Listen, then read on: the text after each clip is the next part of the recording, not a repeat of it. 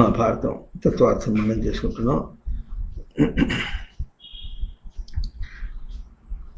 బందీ అష్టావక్రుల వ్యక్తీకరణ, వేదం ఏం చెప్తుందో వాళ్ళిద్దరూ వ్యక్తం చేస్తూ వస్తున్నారు. ఇప్పుడు ప్రస్తుతం నవ శబ్దాన్ని ఎవరు బందీ వ్యక్తం చేస్తున్నారు.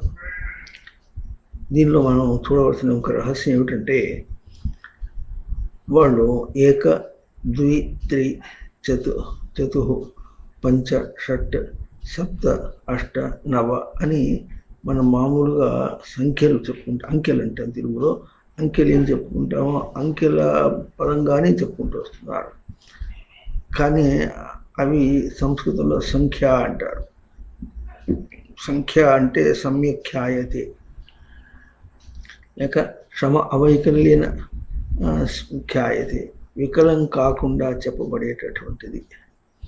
దానికి మనం ఎంతవరకు అర్థం తీసుకున్నామంటే 9 అంటే 9, 9 అంటే 8 కాదు, 9 అంటే 9, 9.1 అయితే కూడా మళ్ళీ విలువ మారిపోయింది. అంత స్పష్టమైనది అన్నర్థం చేత వాడు సంఖ్య అని అట్లా ఇది ఈ తెక్కంతా మనకు సంస్కృత భాషను వ్యావహారికంగా చేసి, వ్యవహారంలో ఇప్పుడు దాని విలువ అంతే కదా, విలువ మారదు, వికలం కాదు కనుక సంఖ్య అని అర్థం చెప్పుకుని వ్యవహారంలో తీసుకుంటారు అన్నమాట.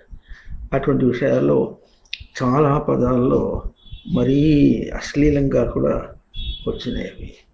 అందువల్ల మనం అసలు ఈ వ్యావహారిక భాష మఠం ఒప్పుకోదు. ఇంకా విశేషించి దాన్ని కేవలం పారమార్థికంగా తీసుకుంటే ఎట్లా ఉంటుందో అట్లాగే తీసుకోవాలని కూడా దశమాధ్యాయంలో స్వామి అన్నీ నాతో పోల్చుకుని చెప్పాల్సినవి కానీ విషయంతో కానీ బయట వ్యవహారంతో కానీ పోల్చి చెప్పకూడదు అని కూడా దశమాధ్యాయంలో స్వామి చెప్పడం. ఇంకా కూడా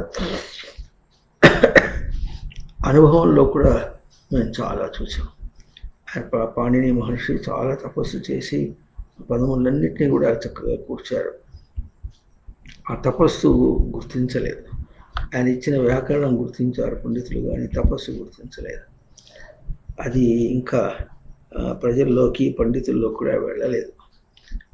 ఎక్కడన్నా 1-2 చెబితే ఆహా చాలా బాగుంది అనుకుంటారే కానీ ఆయన అంతా అట్లాగే చేశాడని, వేదమును వేరే విధంగా అర్థం చేసుకోకూడదు అని వేదం కోసమని భాషను కూర్చాడు. నిన్న మన ఒక అబ్బాయి ఉత్తరం రాశాడు హైదరాబాద్ నుంచి. ఏమిటో రాశాడు, సంస్కృతమే మొదటి భాష కాదు, తెలుగువాడే మళ్ళీ, ఇంకా ఏదో దానికి ఏదో అంటారు. అట్లా పిచ్చి పిచ్చి మాటలన్నీ మాట్లాడుతుంటారు. వేరే వాళ్ళైతే సంస్కృతం కంటే తమిళం ముందు భాష అంటారు వాళ్ళు. అన్ని సంస్కృత పదాలు ఉంటే వాడుకుంటారు, అన్ని వక్రం చేసి వాడతారు తమిళం వాళ్ళు. ఇదంతా అయిపోయి చివరికి అసలైన తత్వము అసలైన చోటు నుంచి గ్రహించి, అందుకనే ఇక్కడ మనం ఏమిటనో హిందూ శాస్త్ర సంరక్షణ, హిందూ శాస్త్రము ఇట్లా మనం తీసుకోవాలి. సంరక్షణ అంటే దాన్ని మనం కాపాడటం ఎట్లాగంటే మనం సరిగ్గా గ్రహిస్తే రక్షణ పడుతుంది. అది బాగానే ఉంటుంది, దాన్ని ఎవరు ఏం చేయలేరు. ఈ నవశబ్దాన్ని నుస్తుతౌ ధాతు అని చెప్తున్నాం. అంటే స్తుతి చేయటం అంటే పొగట్టం అని గబుక్కన తెలుగులో అర్థం చెప్తారు. పొగట్టం కాదు, విలువ గుర్తించడం అన్నమాట. ఇప్పుడు భగవద్గీతలో కూడా అర్జునుడు స్వామిని స్తోత్రం చేస్తాడు. త్వమాదిదేవ పురుష పురాణ త్వమస్య విశ్వస్య పరం నిధానం త్వమస్య వేత్తాసి వేద్యం చ పరం చ ధామ త్వయా తతం విశ్వానంతరూపాణి. త్వం ఆదిదేవ, నువ్వు ఆదిదేవుడు, పురుష పురాణ పురుష. ఇది విలువ గుర్తించి మాట్లాడటం, పొగట్టం కాదు. ఈ పొగడత ఎప్పుడు వస్తుందంటే అవతల వాడికి లేకుండా లేని లక్షణాన్ని మనం ఊరిని చెప్పుకుంటూ పోతుంటే అది పొగడతలాగా. అక్కడ ఉన్నదాన్ని చెప్పడం అన్నమాట. అక్కడ తీసుకున్నది నుస్తుతౌ ధాతు అవుతుంది కదా. లోకంలో మనకి ఎట్లా ఉంటే ఏమన్నా పొగిడాడంటే వాడికి ఉన్నా లేకపోయినా వాడి పొగుడుతుంటే వాడికి సంతోషం కనుక మనం పొగిడేస్తాం. అక్కడ పొగడతా అని పదం వస్తుంది, అంతేగాని స్తుతి అంటే పొగడతాను అర్థం కాదు అని మనకు తెలియాలి. అంటే ఇప్పుడు స్వామిని చెప్తా ఉన్నా. అట్లాగే దశమాధ్యాయంలో కూడా దశమాధ్యాయంలో కూడా పరం బ్రహ్మ పరం ధామ పవిత్రం పరమం భవాన్ పురుషం శాశ్వతం దివ్యం ఆదిదేవం అజం విభుం ఆహుస్వాం ఋషయ సర్వే అని ఋషులందరూ కూడా నేను ఇట్లా అంటున్నాను అని ఈ విధంగా చెప్పడంలో ఇది పొగట్టం కాదు. స్తుతి అంటే విలువ గుర్తించిన మాట అన్నమాట. ఆ విలువ ఎంతవరకు గుర్తించారో మరి వేరే విశేషం. వాళ్ళ సంస్కారం తగినట్టుగా గుర్తించారు. ఆ సంస్కారం గుర్తించడంలో లోపల ఒక గొప్ప భావం అనుకుంటాడు, కానీ బయటకు చెప్పడం వరకు మాత్రం అందినంత వరకు చెప్తాడు, సంస్కారానికి అందినంత వరకు చెప్తాడు. ఏమైనా భగవంతుని గురించి గుర్తు చేసినప్పుడు వేరే విధంగా కాదు.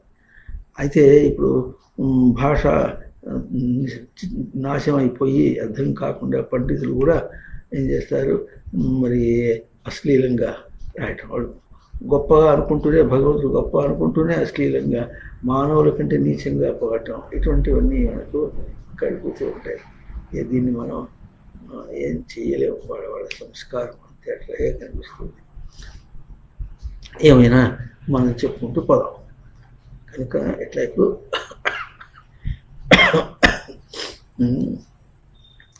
నువ్వు స్తుతం అంటే విలువ గుర్తించడం అన్నమాట.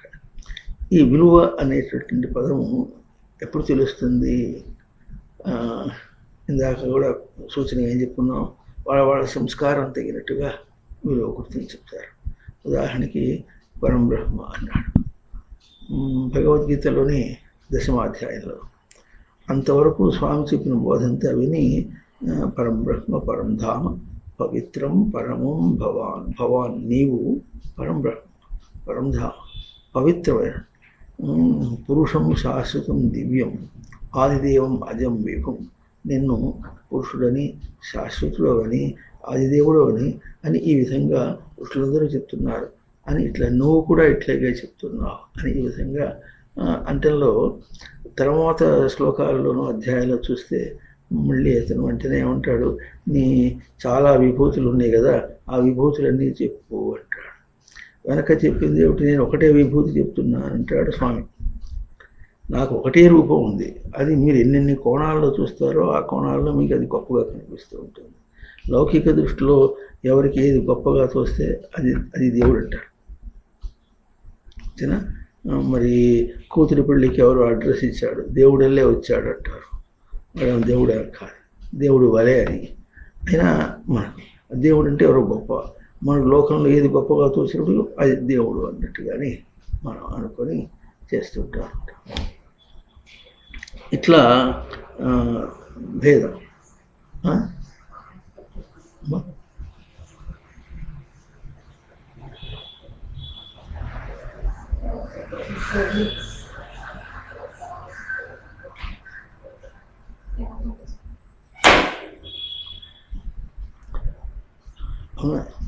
ఇట్లా మనం ఆ సంస్కారాన్ని బట్టి మనం గుర్తించడం అనేటటువంటిది అర్జునుడే చేశాడంటే, ఇంకా దీనిలో కూడా నువ్వే కనుక అర్హుడని తోస్తే నీ విశ్వరూపం చూపించమంటాడు. విశ్వరూపం చూపించమంటే ఏమనుకున్నావు నీ అర్జున, అది ఏమన్నా బొమ్మ అనుకున్నావా అని ఈ విధంగా మన పుస్తకంలో వ్యాఖ్యానం చేసుకున్నాం అన్నమాట. ఎందుకంటే స్వామికి విశ్వానికి అతీతమైనటువంటి స్వరూపానికి, జగత్తుకు అతీతమైన స్వరూపానికి విశ్వరూపం చూపించమంటే అది కూడా గొప్పగా అనుకున్నాడు. ఆ గాస చూపించేటప్పుడు బొమ్మలెత్తాడు, భయపడ్డాడు, ఏడ్చాడు. చివరికి ఏడ్చి తర్వాత వద్దు వద్దు వద్దు వద్దు నాకు నీ పూర్వరూపంలో చూపించమండి అన్నాడు. దాన్ని బట్టి మనకేం తెలుస్తుంది, మొదట్లో తాను పరంబ్రహ్మ పరంధామ అన్నప్పటికీ కూడా తన సంస్కారానికి పరిమితంగానే అన్నాడు. అయితే సంస్కారానికి పరిమితంగా మనం స్థుతి చేయటం అనే పదాన్ని చెప్పినప్పటికీ కూడా అక్కడ ఏ పదం వాడామో ఆ పదము దోషం మాత్రం లేదు, అది చెడిపోదు, ఎప్పుడు కూడా సరిగ్గా ఉంటుంది. ధర్మ శబ్దాన్ని కూడా అట్లాగే అంటారు. ధర్మం అంటే ధారణాయ శక్యమితి ధర్మ, ధరించడానికి శక్యమైనది ధర్మం, ధరించడానికి శక్యమైనది ధర్మం. ధర్మం చెడిపోయింది అంటారు. ఈ మాటలో అర్థం ఏమిటంటే ధర్మం చెడిపోయిందని అర్థం కాదు, ధర్మాన్ని ఆచరించే చోట ధర్మం చెడేది. ఆచరణలో మనుషుల యొక్క ఆచరణలో చెడింది కానీ ధర్మం చెడదు. సృష్టి ప్రళయం అయినప్పుడు కూడా ధర్మం చెడదు. ధర్మం అంటే మనుషులు ఏమి ధారణ చేయగలడో దాన్ని అది చెడదు. ఏమి ధారణ చేయగలడో తననే, కనుక ధర్మం తన ధారణ. తన ధారణ ఎట్లా ఉండాలి అంటే తాను లోకంలో ఎంత గొప్ప విషయం వచ్చినప్పటికీ కూడా దాన్ని తుస్సుమని కాసేపట్లో తుస్సనిపిస్తాడు. ధారణ చేయలేడు, నిలుపుకోలేడు. దుఃఖం వచ్చినా నిలుపుకోలేడు, సుఖం వచ్చినా నిలుపుకోలేడు. దుఃఖం అంటే మనం పోవాలనుకుంటాం, బాగుంది, కానీ సుఖం వచ్చినా కూడా నిలుపుకోలేడు. ఎందుకు నిలుపుకోలేడు? ధారణ కాదు. ఎందుకు చేసుకోవాలంటే తను ఇదివరకే ధారణగా ఉన్నటువంటి నేను అన్న ఆ గుర్తింపు దానికంటే చాలా ఎక్కువ. ఎట్లా ఎక్కువ అంటే 3% ఎక్కువగా ఉంటుందా, 4% ఎక్కువగా ఉంటుంది, 5% ఎక్కువగా ఉంటుంది, ఎట్లా అర్థం కాదు. ఎందుకు ఎక్కువ అంటే తను ధారణ చేసేదేమో నిరంతరమైనది, అదేమో తాత్కాలికమైనది. అందువల్ల ఎక్కువ. దాన్ని ఇంగ్లీష్లో సంస్కృతంలోనే అధి అంటే అధికం అని పదం వాడతారు. అధికం అంటే ఎక్కువ అంటారు, కానీ అది అంటే ధారణ. తాను నిరంతరము ధారణ చేయగలడు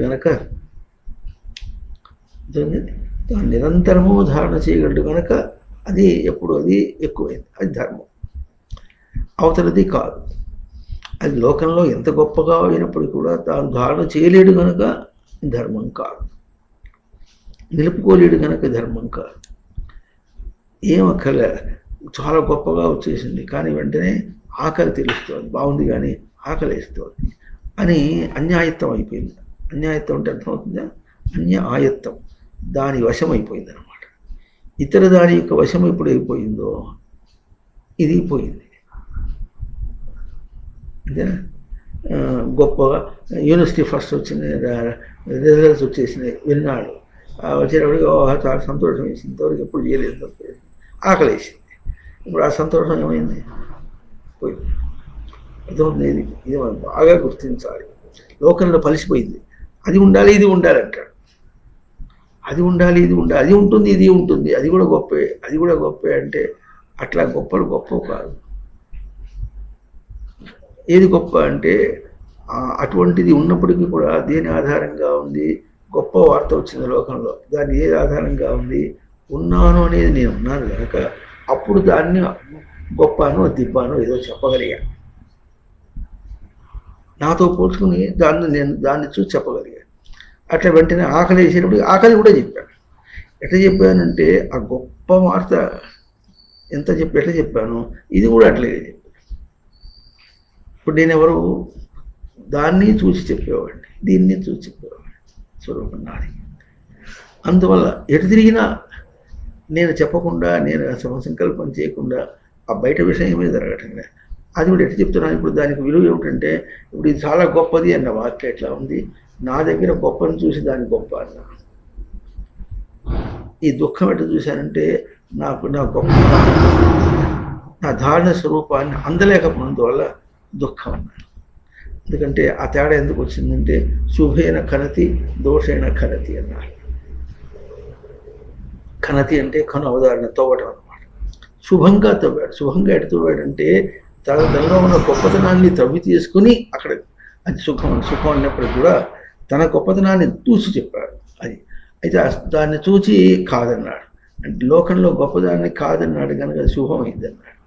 ఇప్పుడు ఇది కూడా శుభమే. కాకపోతే ఏంటంటే దోషైన ఖనతి అంటే దుఃఖం వచ్చేటప్పటికి దోషంగా ఇది నాది కాదు. ఎందుకు దోషంగా అంటే తన స్వరూపం దానికంటే గొప్పగా తనకు తెలుస్తుంది. తెలుస్తున్నప్పటికీ కూడా నాది కాదు అనుకుంటున్నప్పటికీ కూడా నిలవటం లేదు. అది కూడా అట్లాగే సుఖం అనుకుంటున్నప్పుడు కూడా అది సుఖం కాదు అని తెలిసినప్పటికీ కూడా వ్యామోహం చేత గానే పడిపోతాడు. వ్యామోహం అంటే ఏమిటంటే అవే పోతే ఎట్లా? మోహ శబ్దానికి మోహ వైచిత్తి అని పదములు కొన్ని చెప్తుంటే మీకు అర్థమవుతుంది. ధారణ కూడా చేయొచ్చు, వాడు చేస్తుంటారు. మోహ వైచిత్తి అంటే విచిత్యం అంటే చేయని కూర్చుకున్నది. మోహం అంటే కూర్చుకున్నది అని. మోహం చేత ఇప్పుడు ఏం మోహం చేత అంటే కూర్చుకున్నాడు కనుక ఎంతైనా నేను నిరంతరం కావచ్చు, అది గొప్పదేగా. అని అంటాడు. ఇంకెందుకు? బయట దృష్టి ఉంది కనుక. ఆ బయట దృష్టి వదిలేస్తే అంటే ఎన్ని చెప్పినప్పుడు ఎన్ని చేసినా కూడా బయట నేను విడిచిపెట్టిపోయేది. మళ్ళీ జన్మ ఎత్తితే ఎక్కడ మొదలుపెట్టాలి? త త అత్త తాతో ఏదో తుత్త ఏదో తుత్త త అది వాళ్ళకి ఆ అత్త ఆ పలకటలే. వాళ్ళకి ఏంటంటే నాలిక పైకి వేసి నొక్కితే ఏదో పలుకుతోంది. దాన్ని వాళ్ళు గుర్తించి త త అంటే అత్త నేను అంటున్నాడే అంటే అంటలేదు అక్కడ. అయినా మనం నేర్పుంది కల్పించి అట్లా ఇవన్నీ మనం కల్పించుకుంటున్నటువంటి. అందువల్ల లోకంలో ఏమి పోయినా అన్ని పోతే అన్ని పోవటం ఏమిటి కనుక నేనే వదిలిపెట్టిపోతుంటే ఇది మనకు కూడా ఆలోచించవలసిందే. కావాలి కావాలి కావాలని ఇంతగా పేర పెట్టుకుంటే ఇప్పుడు వదిలిపెట్టేటపోతున్నావు. ఏమి ధైర్యం అది? లేకపోతే దేన్ని చూసుకుని పోతున్నావు? ఈ మాటలు మనం మాట్లాడుతున్నాం లోకంలో. దేన్ని చూసుకుని ఇదంతా విడిచిపెట్టిపోతున్నావు. నువ్వెవరు? ఆ విడిచిపెట్టి నువ్వెవరు? ఈ మాట మనం ఆలోచన చేస్తే నిజమే కదా అని తెలుస్తుంది. ముందు వ్యామోహంలో ఉన్నామని తెలియాలి. ఇది కల్పించుకుంటున్నామని తెలిస్తే క్రమంగా లోపల పనిచేస్తూ ఉంటుంది. ఏం పనిచేస్తూ ఉంటుందంటే నీ నిజభావానికి విషయభావానికి ఎప్పుడు యుద్ధం అనే మన ఇంగ్లీష్ మామూలు భాష. యుద్ధం అంటే రాపిడి పోట్లాట అన్నట్టుగా అంటాం. కానీ యుధ సంప్రహారే అని అన్నారు. సంప్రహారం అంటే ఇప్పుడు ఈ యుద్ధం అమీబా దగ్గర నుంచి ఈ రోజున వచ్చేదాకా ప్రతి విషయంలో కూడా ఘర్షణ పడుతూనే ఉన్నాం. ఘర్షణ పడుతూ దాన్ని వదిలేసి తన ఊరికి తెచ్చుకుంటున్నాడు. అంతేగా, ఘర్షణ పడుతూ తన ఊరికి తెచ్చుకుంటున్నాడు. అయితే అట్లా చేస్తున్నాడని తెలియదు. ఇప్పుడు ఇట్లా వినగా ఏమవుతుంది? ఇప్పుడు యుద్ధం, నిజమైన యుద్ధం వస్తుంది. ఏమిటంటే గుర్తించి చేస్తాడు. రోజుల్లో వెనక జరిగినప్పుడు ఏంది? గుర్తించలేదు. ఇప్పుడు పోయేదే కదా. ఇది పోయేది కనుక నేను దాన్ని కూర్చుకోను. వ్యామోహం చెందనంటే కూర్చుకోను అని అర్థం అనమాట. ఇది ఉందా? నేను ఇంక కూర్చుకోను, నాదే అనం అయిపోయింది. ఎంత బాగుంది చూడండి. మనకి రోజుల్లో మోహం అంటే ఏమిటో అది మేఘంలాగా. పదానికి అర్థం తెలియదు. అర్థం తెలియకుండా ఎట్టాగో మనం అనుకుంటే అది నిజము తెలియదు, తప్పు తెలియదు, ఏం తెలియదు. లోకంలో ఎంత పూజిస్తున్నామో తెలియదు, తన దగ్గర ఎంత పూజిస్తున్నాడో తెలియదు. దేవుడికి అయిపోతే ఇంకెవడిస్తాడండి అని అంటాం మనం. దేవుడు ఏమిస్తాడు? ఇవ్వాల్సిందానికి ఇచ్చేసాడుగా. నేనే నీ స్వరూపం రా అన్నాడు. అంతేమైంది? నీ దగ్గర అక్కడ ఉండదు. నేనే ఈ మధ్య నువ్వు ఎవడు లేనిపోతుంది. నేను జీలడికాయ జీవుడుకు నువ్వు వచ్చేటప్పటికి లేనిపోతుందంతా గోళ మొదలైంది. అంతే. నువ్వు లేదు నేనే ఉన్నా అనే మాట ఎప్పుడన్నా పొరపాటున ఎక్కడన్నా ఏ భక్తి పాటలు ఉన్నా వింటే మనకి ఆనందం తోచినట్టుగా ఉండినప్పటికీ అక్కడ మనం పట్టుకోం. అంటే క్యాచింగ్ ఉండదు. ఉంటారు అటువంటి ఆవేశము. ఇట్లయినా సరే పాడిన వాళ్ళు వెనక వాగ్గేయకారులు చాలామంది ఉన్నారు. అటువంటి చేసిన వాళ్ళు ఉన్నారు.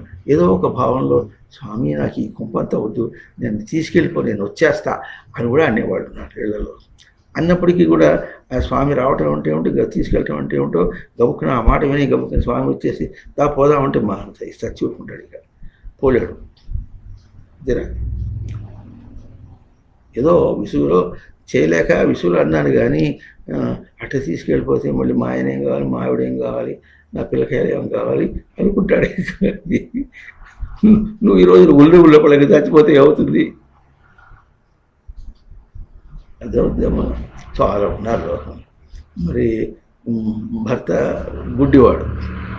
ఆ గుడ్డివాడితోనే అవస్థపడుతున్నాడు. గుడ్డివాడిగా 2 పిల్లలు ఉన్నారు, అవస్థపడుతున్నాడు. మరి ఆయనకి గుడ్డితనం పోవాలని చెప్పి ఆ భార్య కూడా ఏదో అవస్థపడి ఉంటారు. చేస్తారుగా, కొంచెం ప్రయత్నం చేసి ఏదో చేశారు. ఈ లోపల ఆమె చనిపోతే అనేటప్పటికీ మనకి అమ్మో అన్నట్టు. ఎందుకు? అతను గుడ్డివాడు, చిన్నపిల్లలు ఆడపిల్లలు, అందులో 2 ఆడపిల్లలు ఉంటే ఏం చేయాలి? ఆ వాడు ఎట్లా ఉంటుంది? గబుక్కని మనకు అట్లా అనిపిస్తుంది. అంటే ఏమో ఎవరి ముందు ఎవరు ఎవరికేం తెలుసు. మనం తెలియ చెప్పవలసిన అవసరం లేదు. ఎందుకంటే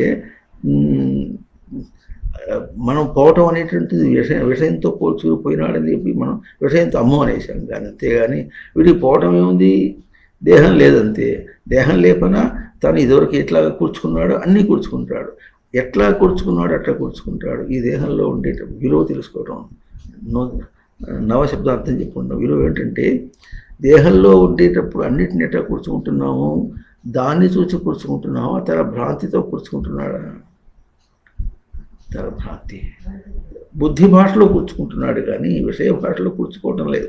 బుద్ధి భాష ఏమిటంటే అది అక్కడ, అదేమో విషయ భాష. అది బాగున్నది అనేది బుద్ధి భాష, అది వీడు చేసుకున్నటువంటిది. బాగుంది అని బుద్ధి భాష చేసుకుని దాంతో కూర్చుకున్నాడే కానీ, అంతేనా? అది ఎట్లా ఉందంటే ఏం తెలిసింది, దాన్ని కూర్చుకోవాల్సిన అవసరం లేదు. మన ఏమంటాం, మనసు తగిలింది, మనసుకి ఆకర్షణ కలిగింది, ఇట్లా అనేటప్పటికీ ఈ ఆకర్షణతో కూడుకున్నాడే కానీ మనసు తగిలిన దాంతో కూర్చుకున్నాడు దాన్ని, అంతేగాని అవన్నీ ఉంటాయా, ఉండవు కదా. రోడ్డు పోతుంటే ఎన్నో ఉన్నాయి, దాన్ని చూసి ఇంకోటి బాగుంది అనుకునే వాళ్ళు ఉన్నారు. మనం దాని మీద అంటలేదు. అయితే మనం చూసిన దాని మీద దేహం మనం విడిచిపెట్టకుండా దాన్నే పట్టుకుంటాం. ఎందుకు పట్టుకుంటాము? ఈ మాట మనకు తెలుస్తుంది, మన భాష అర్థమైంది. భాష అర్థం చేసుకోవడం, అంతవరకు అర్థం చేసుకుంటే మనం అక్కడే ఉంటాం కానీ అక్కడి నుంచి బయటపడం. ఎట్లా అర్థం చేసుకోవాలంటే దాన్ని నా బుద్ధి భాషగా చేసి బుద్ధి భాషతో అవునంటున్నాను కానీ దాని ఎందుకు విలువ గుర్తించి కాదు అని తెలుసుకొని ఆ విలువ దాని ముందు బుద్ధికి తీసుకొని బుద్ధి అది కోరినట్టుగా అది ఇప్పుడు ఏమవుతుంది, తనను కోరకుండా బుద్ధి ఏం చేస్తుంది, దాన్ని కోరింది.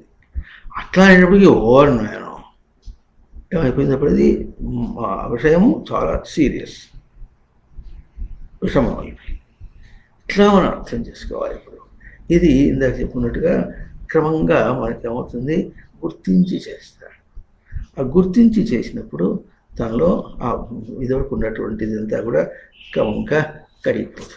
ఆ కడిగిపోవటం అనేది టవే చేయి చూపించుకుంటూ కడుగుతుంటే మనకేదో అర్థమైనట్టుగా ఉంటుంది, కానీ ఆ కడగటం ఇట్లా ఉండదు.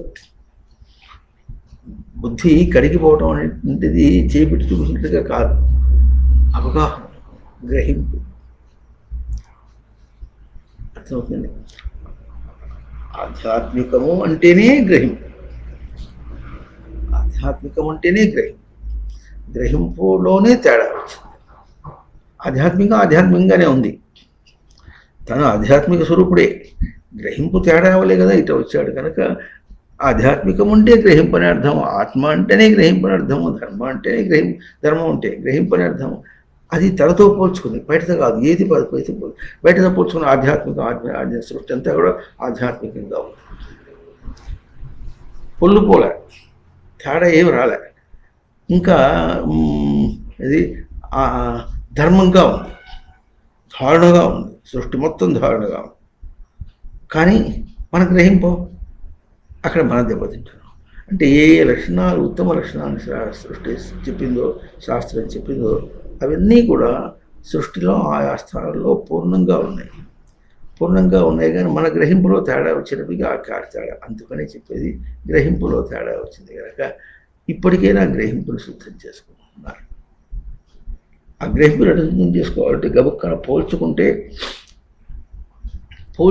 మనకు తెలుస్తుంది ఆ తేడా, ఎంత దోషంలో ఎంత దూరంలో ఉన్నామో మనకు అర్థమవుతుంది. వేదం అది చూస్తుంది. వేదం అంటేనే విధజ్ఞానం, ఉనికి అక్కడ. గ్రహిస్తే ఆ గ్రహింపని పదానికి మరి విస్తరేశారు, వడ్డిస్తున్నారు, అన్నం వడ్డించారు, అదే అన్ని వస్తున్న పదార్థాలు వేశారు, కానీ తక్కువగా పడుతున్నాయి తనకు. అవతల వాడు ఏమనుకున్నాడు, ఇంత తింటాడో తినడు అనుకుంటే తక్కువ వేసిపోతున్నాడు వాడు. మనకెట్టా ఉంటుంది, ఏంటి సరిగ్గా వేసిపోడే. సాధారణంగా వడ్డించినప్పుడు ఎట్టుంటారు, ఒక ముద్ద ఎక్కువ వేసేద్దాం ఉన్నట్టుగానే ఉంటారు. వాడు తక్కువ అవుతుందేమో అక్కర్లేకపోతే వాళ్ళు చేయడం పెడతారు, వద్దని చెప్తారు. వాళ్ళు వద్దని చెప్పేదాకా తను వేస్తూనే ఉండాలనేటటువంటి గ్రహింపు ఉంటుంది. అట్లా ఆ తేడా ఉనికికి ఎట్లా ఉండాలి, ఉనికి గ్రహింపు ఎట్లా ఉండాలి.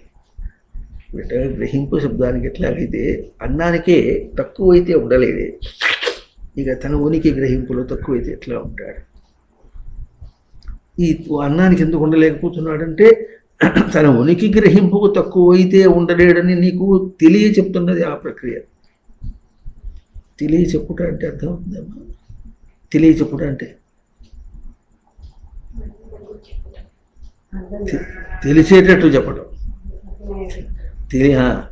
చెప్పడం అంటే తెలిసేటట్లు చెప్పడం. కనుక ఈ విధంగా మనం ఇది బాగా అర్థం చేసుకుని పోల్చుకోవడానికి ఏదైనా సరే బయట ప్రక్రియ అంతా ఎందుకు ఉందంటే మనకు డెమాన్స్ట్రేట్ చేసి, అంటే ఒక ప్రదర్శనగా చూపించి తప్పు చూపించారన్నమాట. దాన్ని ఏమంటారంటే తను బయటకు ఎట్లా వ్యక్తమవుతున్నాడో అది ఏం చూపిస్తుంది, ఒక బొమ్మ గీసినట్టుగా చూపిస్తుంది ఎన్ని ప్రక్రియ. గముక్క మనకేమొస్తుంది, చూసావా, చూడు వాడి బుద్ధి తెలియలే, ఈ విషయం అంతా ఎట్లా అయిందో చూడు. ఈ విషయం అంతా జరిగిన విషయం అంతా వాడి బుద్ధికి బొమ్మ గీసినట్టు అనమాట. అదే అట్లా అందరికీ వాళ్ళకి తెలిసిపోయింది, కానీ తనకి తెలియటం లేదే. తను చేసిన తప్పు తనకు తెలియటం లేదు, వాళ్ళకి తెలిసిపోతుంది, అందరికి తెలుస్తుంది. అది వాళ్ళకి ఎడత తెలుస్తుంది, విషయం చెడింది. విషయం బయట గ్రహింపులో చెడింది అంతేగాని తన గ్రహింపులో తెలియదని మాట వాళ్ళకి కూడా తెలియటం లేదు. తన గ్రహింపులో ఏం చేయింది, విషయం సత్యము, ఆ సత్యమైనటువంటి విషయాన్ని పాడు చేశాడని అనుకుంటున్నారు వాళ్ళు. విషయం సత్యమైనటువంటి విషయాన్ని పాడు చేశారని అనుకుంటున్నారు. దీనివల్ల వాళ్ళ బుద్ధి వల్ల. విషయాన్ని పాడు చేయటం బాగు చేయటం అనేది విషయం మనకు మోసుకుపోయేది ఏం కాదు. అందుకనే దేహం విడిచిపెట్టిపోయేటప్పుడు దేహంలో ఉన్నప్పుడు ఎట్లా కూర్చుకుంటున్నాడు చెప్పు. ఎందుకంటే దేహం విడిచిపెట్టిపోయిన తర్వాత ఉంటానో లేదో అనుకున్నటువంటి వాడు దేహంలో ఉన్నప్పుడు ఎట్లా కూర్చుకుంటున్నాడు అంటే, మరి ప్రతి చిన్న బయట విషయాల్లో ప్రవర్తిస్తున్నప్పుడు కూడా తన గ్రహింపుతోనే తీసుకొని తన గ్రహింపునే కూర్చుకుంటున్నాడు. కానీ ఎట్లా కూర్చుకుంటున్నాడు, అది బాగుంది అని దాన్ని కూర్చుకున్నాడు. ఎట్లా కూర్చుకున్నాడు, ఇప్పుడు దాన్నే కూర్చుకున్నాడా, తను బాగుందని కూర్చుకున్నాడా, అంతే.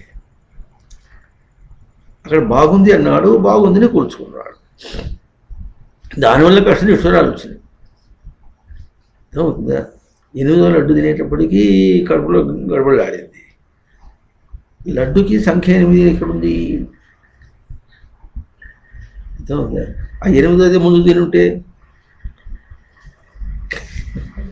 వాడి అక్కడ పోయింది, అది 8వది అడిగిపోయింది. దానికి సంఖ్య లేదు. సంఖ్య ఎట్లాగూ తన చిన్నదాని యొక్క లెక్క 8వ వచ్చేటప్పటికి వచ్చింది. అంటే ఇప్పుడు 8వ సంఖ్య లడ్డు సంఖ్యగా తీసుకున్నాడా, తన సంఖ్యగా తీసుకున్నాడా, తన తినే సంఖ్యగా. ఎట్టు తిరిగినా ఇట్లాగే. అంటే ఇప్పుడు ఏం చెప్పుకుంటాం, ఇట్లా కూర్చుకుంటున్నాం కదా. అంటే ఇప్పుడు ఏం చేస్తున్నాం, దేహంలో ఉన్నప్పుడు కూడా తన బుద్ధి భాషతోనే కూర్చుకుంటున్నాడు. కానీ మోహం వచ్చినా బుద్ధి భాషతో కూర్చుకున్నది అటువంటిది. ఈ బుద్ధి భాష అని శ్రీకృష్ణానంద మఠంలో చెప్పడం, వ్యక్తం చేయడానికి, అవగాహన చేయించడానికి చక్కగా పోల్చుకొని, అదేమో విషయ భాష, ఇది బుద్ధి భాష లేక మానసిక భాష. మానసిక భాష ఎట్లా ఉంటుంది, మనసు యొక్క స్వరూపంలాగా ఉంటుంది. బుద్ధి యొక్క స్వరూపంగా ఉంటుంది. బయట భాష ఎట్లా ఉంటుంది, బయట దాన్ని చెప్పేటట్టుగా ఉంటుంది. లడ్డు అంటే ఏం చెప్పాలి ఇప్పుడు?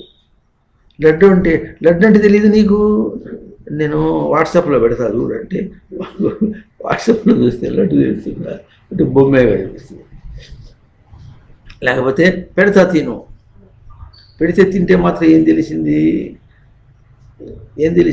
తింటే ఎట్లా ఉంటుంది, తనకెట్లా ఉందో తెలిసింది. కానీ అట్లా ఉండటానికి లడ్డుని ఏ విధంగా తయారు చేశాడో అదేమో తెలుసా?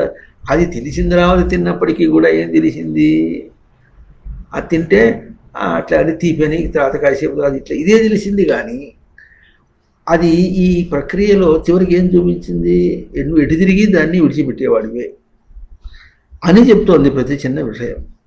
మనం అయ్యో పోతుంది అన్నట్టుగా పోయింది అని కూడా తెలియటం లే మనకు. పోయి ఇంకోటి వచ్చేసింది మనకు. ఇది పోయింది, ఇంకోటి వచ్చింది, దాంతో మనం కుస్తీ పడుతున్నాం. ఇప్పుడు అది పోతుంది, కుస్తీ పడుతున్నాం. కుస్తీ పట్టమే తెలిసిపోతుంది. కానీ అది పోయిందని అనుకోవటానికి కూడా నీకు లేకుండా అట్లా మనుషుల్ని చేయటంలో తన ప్రవర్తన తన దగ్గరే చూసుకుంటున్నాడు. తన ప్రవర్తన ఎట్లాగో అది పోతే సరే ఇంకో దాంతో అయినా సరే తన ప్రవర్తన తన గ్రహింపు తనకి ఇదే జరుగుతుంది. ఎందుకు చెప్పడానికి వచ్చామంటే దేహంలో ఉన్నప్పుడు కూడా బుద్ధి భాషగా తనకేం జరుగుతుంది అదే జరుగుతుంది. ఎట్లాగో దేహం విడిచిన తర్వాత అదే జరుగుతుంది. ఏ మనస్సుతో ఏ బుద్ధితో ఇక్కడ మనం దాన్నే ప్రవర్తిస్తున్నాం. బుద్ధి ప్రవర్తనయే కానీ మంది విషయ ప్రవర్తన కాదు, దేహ ప్రవర్తన కాదు. అర్థమవుతుంది. దేహంలో ఉన్నప్పుడు కూడా ఉన్నంత కాలంలో కూడాను దేహ ప్రవర్తన కాదు, విషయ ప్రవర్తన కాదు, బుద్ధి ప్రవర్తన అయ్యేది. బయట ప్రవర్తన కానే కాదు. బయటకు ప్రవర్తించే తేజస్సట లేదు. నిన్ను ప్రవర్తింపచేయగలిగినటువంటి తేజస్సు కూడా బయటకి ఏమీ లేదు. అంటే ఎందుకు చెప్పుకున్నామంటే విలువ తెలుసుకోవటంలో ఏం విలువ తెలుసుకోవాలి? దేహంలో ఉన్నా విడిచిపోయినప్పటికీ కూడా తన బుద్ధితోనే గ్రహిస్తున్నాడు. ఇప్పుడు ఎట్లా గ్రహిస్తున్నాడు? దేహంలో ఉన్నప్పుడు బయట పదార్థములు గాను ఏదో విషయాలు గాను సంఘటనలు గాను కనిపిస్తూ ఉంటే దాన్ని చూసుకుంటూ అనుకుంటున్నాడు. బయటను చూసుకుంటూ బుద్ధితో ప్రవర్తించినాడు. అయినా బుద్ధితోనే ప్రవర్తిస్తున్నాడు. ఇది మనకు మోసం. బయట బుద్ధి ప్రవర్తనయే జరుగుతున్నప్పటికీ కూడా బయట దాన్ని చూసుకుంటూ బుద్ధి ప్రవర్తించడం అనేది. ఇప్పుడు దేహం విడిచిపెట్టిందా అని అవుతుంది. బయట అంటే ఏం లేదు. ఇంకా బయటతో ప్రవర్తించి ట్రాన్సాక్ట్ అంటే అర్థమవుతుంది కమ్మా. వ్యవహారం చేసేటటువంటి మీడియం అంటే తెలుస్తుంది ద్వారం. అది దేహం. అది లేదుగా. లేనందువల్ల ఇప్పుడు ఏం చేయాలి? అంత తనదే. ఇప్పుడు బాగా తెలుస్తుంది. ఇంత బతికానా దేహంలో. అది ఎట్లా ఉంటుంది అంటే ఇంతవరకు దేహంతో ఉన్నాడు. దేహం పోతుంది, విడిచిపోతున్నా. దేహంలో ఉన్న దేహం విడిచిపోతున్నా. ఆ తేడా ఎట్లా ఉంది? అది కూడా బుద్ధి గ్రహింపే. దేహంలో ఉన్న ఇదిగో ఈ క్షణం దేహం విడిచిపెట్టి పోతున్నా. దేహంలో ఉన్న దేహం విడిచిపెట్టి పోతున్నా. ఎంత ఎంత ఎంత తేడా ఉంది!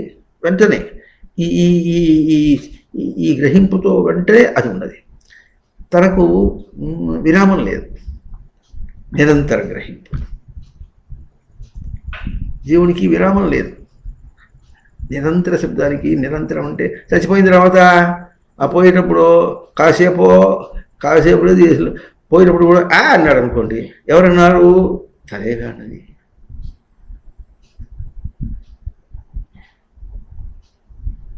అర్థమవుతుందా? ఏదో జ్ఞాపకం వచ్చింది జరిగిందంతా. దేహం విడిచిపెట్టిపోయేటప్పుడు అది తనకు దొరకటం. అది చాలా కష్టంగా ఉంది. ఆ కష్టం అంటే బేర్ అన్నాడు. ప్రశాంతంగా ఎటైనా సరే ఆ మధ్యలో ప్రశాంతంగా పోవడాన్ని బేర్ అంటాను. ఆరోటంలోనూ మధ్యలో ఏ కాస్త తేడా ఉన్నా ఆ తేడా అంతా తన సంస్కారాన్ని బట్టి. ఇది మనం గుర్తించవలసింది ఏంటంటే దేహంలో ఉన్నా దేహం విడిచిపెట్టిపోయినా బుద్ధి ప్రవర్తనతోనే ప్రవర్తించడం. దేహంలో ఉన్నప్పుడు బయట దాన్ని మీద పరావర్తనం చేసి చూడటం. అది ఎట్లా ఉంటుందంటే అద్దంలో చూసుకొని అద్దంలో ఏం చూస్తాడండి? తన మొహం చూసి అద్దంలో గుర్తిస్తాడా? అక్కడ అద్దంలో ఇంకో మొహం ఉందా? తన మొహం ఇంతే, బయటకంతా అంతే. తన బుద్ధిని అక్కడ ప్రవర్తింపజేసి చూసినట్టుగా అనమాట. ఇప్పుడు ఎట్లయితే అద్దం దగ్గర ఏం చేశాడు? అద్దాన్ని తన దగ్గర తీసుకొచ్చినా తాను అద్దం దగ్గర దేహాన్ని తీసుకెళ్ళి అద్దం దగ్గరిపోయినా ఎటైనా సరే అద్దం దగ్గర వీధికి అద్దంలోకి దీన్ని పరావర్తనం చేశాడు. పరావర్తనం అంటే ఇంగ్లీష్లో రిఫ్లెక్షన్ అంటారు. పరావర్తనం చేసి చూస్తున్నాడు. అట్లాగే తను పరావర్తనం చేసి చూసుకున్నాడు. పరావర్తనం చేసినప్పటికీ కూడా అద్దంలో ఉన్నటువంటి ప్రతిబింబాన్ని అద్దంలో గుర్తించాడా? బుద్ధిలో గుర్తించాడా? బుద్ధిలోనే అద్దంలో గుర్తించట్లే. ఇప్పుడు చూడండి, మనం ఇట్లా విచారణ చేసుకుంటే మనకు తెలిసిన విషయం, మీరు కోటి జన్మను ఇట్లాగే మామూలుగా బతుకుతుంటే మనం అక్కడ గుర్తిస్తున్నాం, ఇక్కడ గుర్తిస్తున్నాం తెలియదు. అద్దంలో చూసుకుంటాము అంటాడు. నీ మొహాన్ని గర్వించదురా అంటే అద్దంలో చూసుకుంటాము అంటాడు. పుసుక్కున అనేస్తాడు, సందేహం లేనట్టుగా అనేస్తాడు. అందువల్ల ఇట్లా ఇక్కడ ఎట్లా ప్రవర్తిస్తున్నామో దేహంలో ఉన్నప్పుడు కూడా పరావర్తనం చేసేలా చేస్తున్నాం, అంతేగాని అందుకని లేకపోతే అది ఛాయ, ఇదంతా కూడా ఛాయ, నీడ, లేకపోతే ప్రతిబింబం. ఛాయా శరీరే ప్రతిబింబ గాత్రే యత్ స్వప్నదేహే హృది కల్పితాంగే. ఛాయా శరీరం నిజమా? ఛాయా శరీరం అంటే నీడ, నీడ నీడ శరీరంలా కనిపిస్తుంది. ఛాయా శరీరం అది నిజంగా అది ప్రతిబింబ గాత్రే. గాత్రం అంటే ప్రవర్తన, ప్రతిబింబ ప్రవర్తన, గమ్ములు గతవలు కనుక బయటంతా కూడా ప్రతిబింబ ప్రవర్తన. అద్దంలో చూసుకుని బాగుందని ఇట్లా చూసుకుని ఇట్లా చూసుకుని బాగా కొనుక్కుంటూ ఏదో చేస్తాడు సరే, అంత అది చేసి మరి అది అద్దం తెరుతా ఏంటి పాపిడి దూకుని ఒకటి దూకోకుండా ఒకటి ఇట్టాడు. ఏ వేషం ఇది? ప్రతిబింబ గాత్రం. తనదే ప్రతిబింబం చేసి గాలి రావటం లేదండి అట్లా ఇట్లా ఇట్లా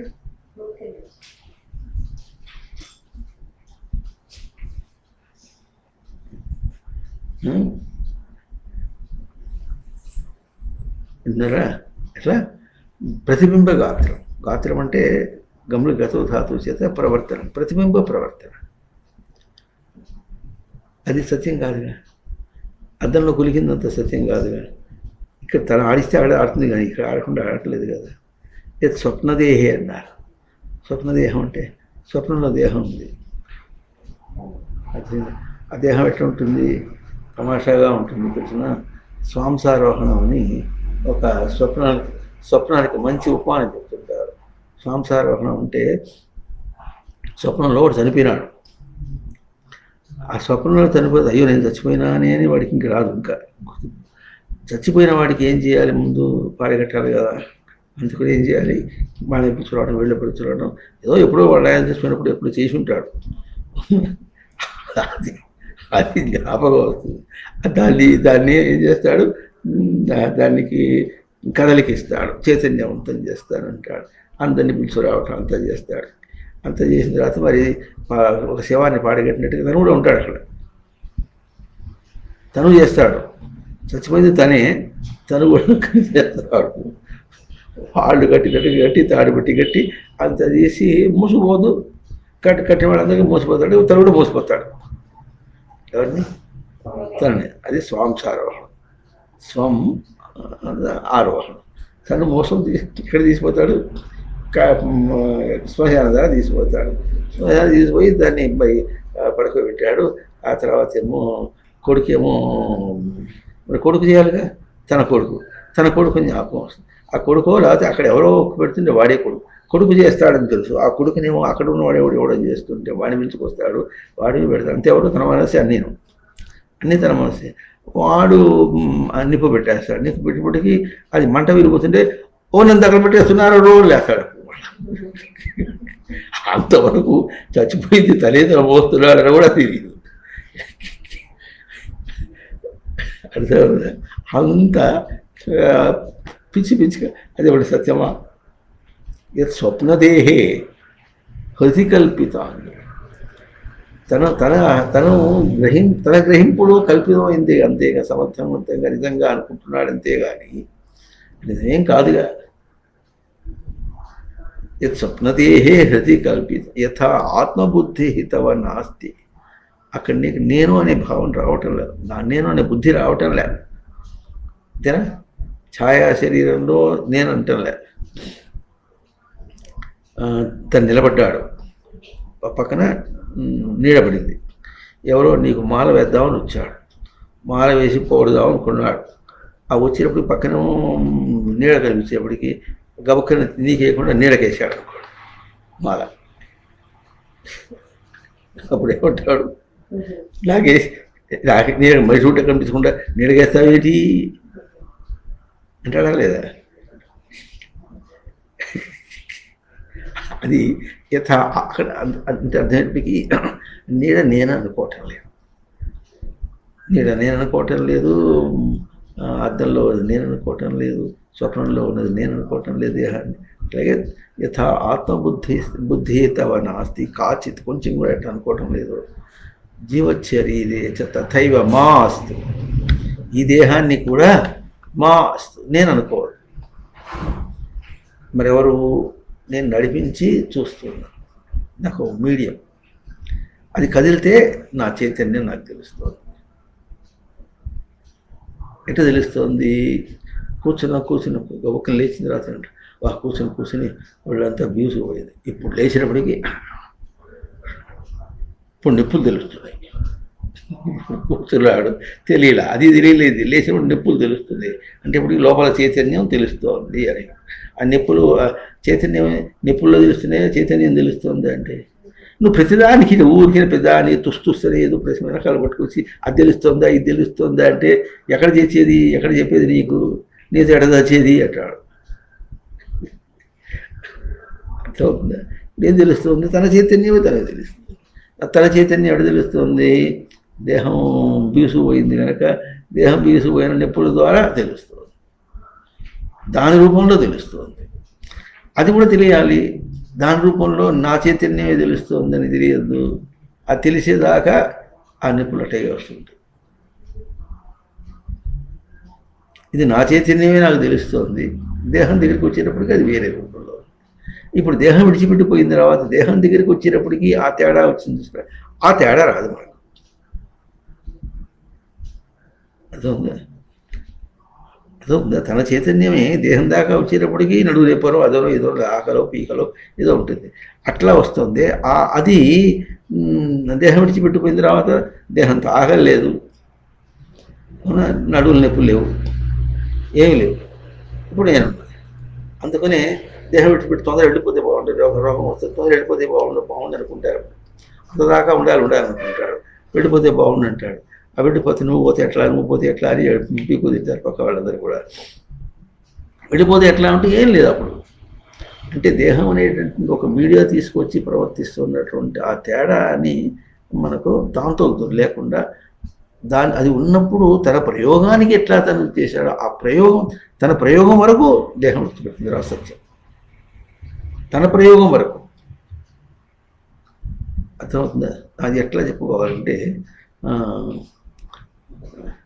బాగా తెల్లుతున్నటువంటి పులుసు ఉందనుకోండి, తెల్లుతున్నటువంటి పులుసులో వెంటనే స్టవ్ ఆర్పేసినప్పటికీ కొంచెం అదేం చేస్తుంది, మండుతున్నట్టు తెల్లుతున్నట్టు కొంచెం అయితే అది అగ్ని రిసీడ్ అవుతుంది, తగ్గిపోతుంది. ఇక్కడ రిసీడ్ కావట్లేదు, పోలిక అన్నమాట. అది వెనక ఎట్లా ప్రవర్తిస్తుంటుందో అట్లాగే ప్రవర్తిస్తుంది. ఇంకా మించి ఎట్లా ఉంటుందంటే అది తపస్సుగా తాను వృద్ధి అయ్యేటట్టుగా చేస్తుంది. అది కూడా విశేషం. అందుకు నేను చెప్తున్నా, మనం మరి ఆకాశంలో ఉన్న నక్షత్రాలందరూ కూడా అన్నీ కూడా నిరవయవ ప్రాంతంలో తపస్సు చేస్తున్నటువంటి జీవులు వాళ్ళు. అంటే దేహంలో ఉన్నప్పుడు అయితే సరిగ్గా గ్రహించుకుంటే పోల్చుకున్నట్టు, లేకపోతే లేనట్టు. ఈ లేనట్టు అనేది అయితే అవుననేది ఆప్షన్ అన్నమాట. అయితే గీతే అనేటటువంటిది ఎప్పుడు వస్తుంది? బయట దాంతో ప్రవర్తించుకుంటూ చూసుకోవటం వచ్చినప్పుడు. దేహం విడిచిపెట్టిపోయిన తర్వాత ఎట్లా ఉంటుంది? స్పష్టంగా అది పువ్వు వికసిస్తుంది చూసారా, పువ్వు వికసించడం, లేకపోతే మరి గాలిలో ఏదో నూనెలో వేసినప్పుడు అది నెమ్మదిగా ఉడుకుతుంది చూసారా, ఆ ఉడికి ఎట్లా అవుతుందో అది బ్లాసమింగ్ అంటారు ఇంగ్లీష్లో. పువ్వు ఇట్లా కాదు, అది ముందు పుష్టిని పొంది వికసిస్తుంది. అట్లా దేహం విడిచిన తర్వాత పుష్టిని పొందడమే కానీ ఒకవేళ బాధపడినప్పటికీ కూడా ఆ బాధ వాడికి సమాధానం చెప్తుంది. ఎంత ఏడ్చి బాధపడినా దేహంతో ఉన్నప్పుడు వాడికి తెలియదు. దేహం విడిచిన తర్వాత ఏం తెలుస్తుంది? దేహాన్ని పెట్టుకుని నేను పొందిన చచ్చాయిద్దాం. కానీ అది కూడా తెలియకుండా ఉండి బాధే తెలుస్తోంది అనుకునేటువంటి వాళ్ళు కూడా ఉంటారు. ఇంకా వాళ్ళకి ఏం చేయలేరు. కానీ ఏం చూపిస్తుంది? బాధయే తెలుస్తుంది వాడికి, కానీ కారణం తెలియదు. అది మాత్రం సత్యం. ఎంత మూర్ఖుడైనా దేహంలో ఉన్నప్పుడు ఏం తెలుస్తుంది? ఎవడో కొట్టాడో అదేనో ఇదేనో మొత్తానికి ఏదో తెలుస్తూ ఉంటుంది. అక్కడేమో ఎవరు కొట్టినవాడు లేదు, తిట్టినవాడు ఎవడు లేడు. ఈ బుద్ధి తన బుద్ధిని తాను నిలుపుకోలేకుండా అందుకని ధారణ ధారణ ధారణ చెప్పేది ఇప్పుడు కూడా. గ్రహింపు గ్రహింపు గ్రహింపు ధారణ, గ్రహింపు ధారణ. ఆత్మకి ఎప్పుడు కూడా ఈ రెండు పదములు బాగా వాడుకోవటం అనమాట. ఈ గ్రహింపు అనేటువంటి ధారణ, ఈ రెండు పదముల మీద గుర్తించి ప్రవర్తించటం అనేటటువంటిది ఎంతగా దేహంలో ఉన్నప్పుడు చేశాడో, దేహం విడిచిన తర్వాత వానికి నిదానం. దానికోసం మనం వచ్చాం, అంతేగాని తిని ఏదో మోసుకోవటానికి ఇచ్చేది కాదు, ఎవరికో ఏదో తీసుకొచ్చేది మాత్రం ఇచ్చేది కాదు, ఏమీ కాదు. లేనిపోయింది మనం కల్పించుకుంటాం. ఇట్లా ఉంటుంది. ఎవరికో సేవ చేస్తుంటే, ఎవరికో సేవ చేస్తూ ఉంటే ఆ సేవ అనేది ఏం చేస్తున్నాం, వాళ్ళు ఏం తీసుకుంటున్నారు, భౌతికంగానే విషయాత్మకంగానే తీసుకుంటున్నారు. ఆ విషయాత్మకంగా వాళ్ళకి ఏమైనా ఉంది అక్కడ,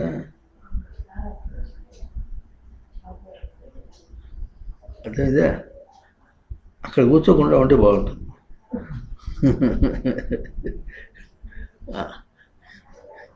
కనిపిస్తూ ఉంటారు, వాళ్ళు కూడా పలకరిస్తుంటారు, ఏదో పలకరిస్తుంటారు. సరే, ఎక్కడ మనం అర్థమవుతుందా? ఈ దేహము పెట్టుకొని ఏం చేస్తాడు, తనది దేహం ద్వారా బయటికి ప్రవర్తింపచేయటం అనే మాట వచ్చేటప్పటికీ అంత గోల గోల వస్తుంది. అయినా దేహం విడిచిన తర్వాత ఏమొస్తుంది, తనలో తన ప్రవర్తనే తనకు తెలుస్తుంది. అంటే బుద్ధి ప్రవర్తన. దేహంలో ఉన్నప్పుడు బుద్ధి ప్రవర్తన దేహానికి ఇచ్చి దేహం ద్వారా బయటికి ఇవ్వటం అనేది బుద్ధి, దేహము, బయట మూడు కనిపిస్తుంది. దేహం విడిచిపెట్టిన తర్వాత ఎట్లా వస్తుంది, దేహం లేదు కనుక బయట కూడా లేదు కనుక బుద్ధి ప్రవర్తన. ఆ బుద్ధి ప్రవర్తన ఎట్లా ఉంటుంది, ఇది వరకు దేహంతో ప్రవర్తించినప్పుడు ఎట్లా తీసుకున్నావు అట్లాగే తీసుకుంటావు. ఎందుకంటే దాన్ని విషయ వాసన అన్నారు.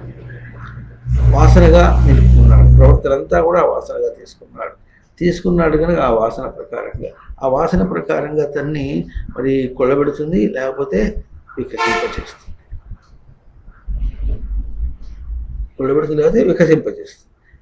అది తేడా చూస్తాడు. దేహంలో ఉన్నప్పుడు దేహం వచ్చిన తర్వాత తేడా చూస్తాడు.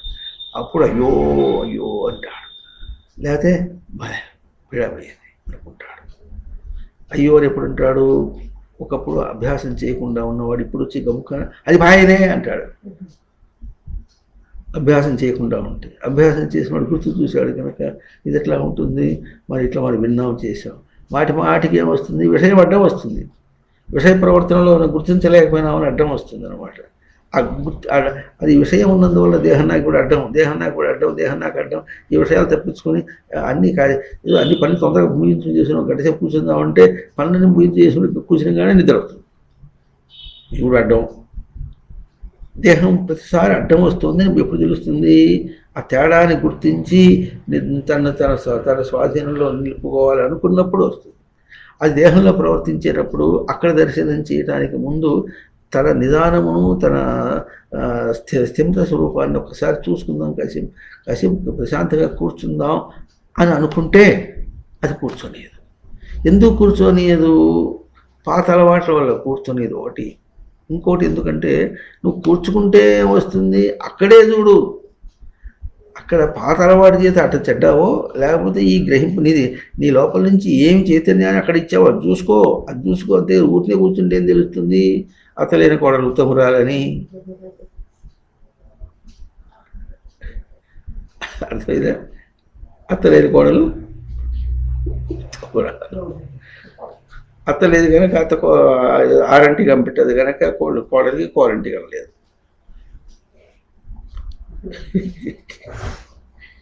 అది కాదు లెక్క. అందుకనే ఎప్పుడు ప్రశాంతంగా కూర్చోవాలి అనకూడదు. అంటే ప్రశాంతంగా ఉండు, అన్నీ వదిలిపెట్టి కాసేపు ప్రశాంతంగా కూర్చుందాం అనుకుంటాడు.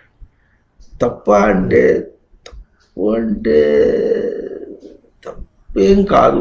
అక్కడ భాష అర్థం అన్నిటినీ వదిలిపెట్టి ప్రశాంతంగా కూర్చోవటం అనేది ఎట్లా ఉండాలంటే అన్నిటినీ వదిలిపెట్టి అక్కడే ప్రశాంతం. అక్కడ వదిలిపెట్టి నేను ప్రవర్తిస్తున్నా అని గుర్తించాలి. అక్కడ వదిలిపెట్టి నేను ప్రశాంతంగా ఉన్నాను ఆ ప్రవర్తనలోనే గుర్తించాలి. అందుకోసం వచ్చావు నువ్వు, లేకపోతే దేహం ఎందుకు? ధ్యానం చేసుకుంటూ కళ్ళు మూసుకుని కూర్చోవాలి, ధ్యానం కూర్చోవాలంటే దేహం వదిలిపెట్టేసి అయిపోయింది. అయితే మరి చేయాలన్నా అంటే చేస్తారు, అని చేస్తేనే కాస్త ముందు దానికంటే వేరు. అందుకని దీన్ని ముందు సాక్షిత్వం అన్నారు. అది వేరు, అది వదిలిపెట్టి నేను ఉండేవాడిని అని తెలుసుకోవడం కోసమని చెప్పారు. అది పూర్ణత్వం కాదు. ఇట్లా పూర్తిగా తీసేసేది కాదు, పూర్తిగా అవుననేది కాదు. అందువల్ల కళ్ళు మూసులు కూర్చుంటే ఏం చేస్తే అన్నీ జ్ఞాపకం వస్తుంది. గురుదేవులు తమాషా ఎగతాళి చేస్తుండేవాడు. కళ్ళు మూసుకొని ధ్యానం చేద్దామని కూర్చుంటాడు. ఆ కూర్చోగానే గబుక్కున తలకాయ మీద జుట్టు ఉందో లేదో సందేహం వచ్చింది, చూసుకుంటాడు. ఇంకా ఇందాక నుంచి లేని తుమ్ము ఇప్పుడు బయటకు వస్తుంది, దగ్గు వస్తుంది, ఇక ఏవో వస్తుంటాయి, దురదలు వస్తాయి. వెనకంతి పని చేసుకుంటుంటే తెలియదు. ఎండాకాలం 40 డిగ్రీల సెంటిగ్రేడ్ మొబలోనే ఉన్నది, మరి చెమటలు దిగ్గారిపోతున్నాయి అన్నమాట. పని చేసుకుంటుంటే తెలియలే. ఊరినే కూర్చుంటే చెమటలు దిగ్గారిపోతే తెలుస్తుంది. ఊరికే కూర్చొని అల్లి కెలుపుతుంది. ఎందుకంటే వెనక తిరిగిందంతా వచ్చేసి ఒక్కసారిగా కూర్చుంటే ఏమైనట్టు లే అంటుంది. అది లే అన్నది మనకు ఇప్పుడు ఏం తెలుస్తుంది, లోపల ఇన్ని వాసనలు ఉన్నాయా అని తెలియాలి. అంతేనా? ఇందాక వాసనలు ఉన్నప్పుడు తెలియలే, కూర్చునేటప్పటికీ ఆ వాసనలన్నీ వచ్చి ఇప్పుడు నిన్ను కజోలు చేయటం అంటారు, నేను రెచ్చగొడుతుంది అనమాట, లేకపోతే గిలిగింతలు పెడుతుంది, చేస్తుంది అని తెలుస్తుంది. అసలు విషయం ఇంకా దానికంటే ఉత్తమంగా చెప్పాలంటే ఏమిటి, కూర్చుంటే ఏమైనట్టు, కూర్చుంటే ఏమైంది అది పాయ అంటే అచేతనం అన్నమాట. తనది చైతన్య స్వరూపం. ఎట్లా చైతన్య స్వరూపం? అక్కడ విషయాత్మక ప్రవర్తన కంటే, విషయాత్మక క్రియ కంటే కూడా తన చైతన్యం యొక్క ప్రవర్తన అక్కడ జరుగుతున్నది అని దర్శనం చేయాలి. ఊరిని కూర్చుంటే ఏమద్దన్నట్టు అదే ధ్యానమా అని ఎవరికి చెప్తారు? ఇంకొంచెం ఎదిగేవాడికి ధ్యానమా. అందుకనే ధ్యానం కాలబెడుతున్నాడు అంటే అర్థం అది. ధ్యానం కాలబెట్టేటి ధ్యానం చేస్తున్నాడు పవిత్రమేగా అంటే ఏం పవిత్రము? విశ్రాంతి. దేహంతో పని చేయకుండా కూర్చోవడం కాదు. దేహం ఎప్పుడూ కూడా నిరంతరము దేహంతో పనిచేస్తుంది. నహి కష్ట క్షణంలో జాగ్రత్త అకర్మకృత, ఒక్క క్షణం కూడా చేయకుండా ఉండడు. కనుక ఇప్పుడు ఏం చేయాలి? తను కూడా నిరంతరము తన ఉనికినే గ్రహిస్తున్నాడు అనే మాట తెలియాలి. ఈ నిరంతరం అనేటువంటిది అది నిరంతరమా, తను నిరంతరమా? జరుగుతున్నటువంటి క్రియలు నిరంతరమా, తను నిరంతరమా? అంటే ఇప్పుడు ఏం చేస్తున్నాడు? తను ఎప్పుడు కూడా అవతల దాన్ని కదిలించి తనలో ఉన్న చైతన్యాన్ని చూస్తున్నాడు. ఇప్పుడు అవతలది కదులుతోంది, విషయవాసనలు ఉన్నాయి, సంసార భావాలు ఉన్నాయి, విషయభావాలు ఉన్నాయి. తను విశ్రాంతి కూర్చుని ధ్యానంలో కూర్చోవాలంటే ఈ ట్రాన్సెండెంటల్ మెడిటేషన్ అంతా ఉంటారు. వీళ్ళందరూ ఎట్టుంటారంటే వాళ్ళ ఫ్యాషన్లో కొంచెం కూడా తగ్గదు. వాళ్ళ బుద్ధి అంతా దాని మీదే ఉంటుంది. అది లేకపోతే ఎటవుతుందో లోకంలో అయిపోయా. ఇక నీకేం ధ్యానం ఏం కుదురుతుంది ఇంకాను? అందుకనే మనం ఏం చెప్పేది, ముందు వస్త్రధారణ, బయట ఫ్యాషన్ ఇది వ్యాకరణ కాకూడదు. ఒకవేళ అందరూ దోతలు కట్టుకొని తిరిగారనుకోండి, అప్పుడైనా ఇది ఫ్యాషన్గా బట్ట వేసుకుంటే బాగా ఉంటుందని చూపించే అది కాదు. అంటే ఊరంతా ఒక దారి, ఉలిపిగట్ట ఒక దారి అని విన్నాం ఎప్పుడున్నా? ఉలిపిగట్ట అంటే తెలుసా? చీపురుగట్ట. ఊరంతా ఒక దారి, చీపురుగట్ట ఎక్కడ ఉంటుంది? ఎక్కడో ఒక మూలబడి ఉంటుంది అన్నమాట. అట్లా అంటే ఏదో చెప్పడానికి వచ్చామంటే అందరూ ఫ్యాషన్గా తిరుగుతుంటే తాను చక్కగా దోత చీర మరి ఇది కట్టుకొని ఎట్లా ఉండాలనో ఆ ఉండటం అనేటటువంటి తాను గుర్తించుకుంటూ చేసే ప్రవర్తనలో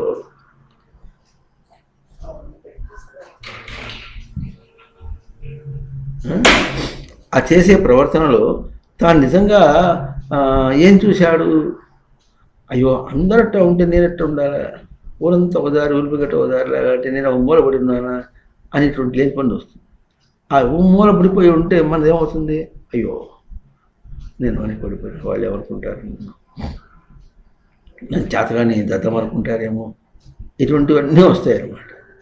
వాళ్ళని కూడా ఏది ఏమంటున్నావు, నువ్వేమనుకుంటున్నావు, ఎట్లుంటే చేత కావటం చేత కాకపోవటం అనేది ఎట్లా ఉంది తెలియాలిగా ఉంది. అది మారకుండా లోకంలోనే లోకంతో పాటుగానే నేను one among them, leading them అంటే అర్థమవుతుందా?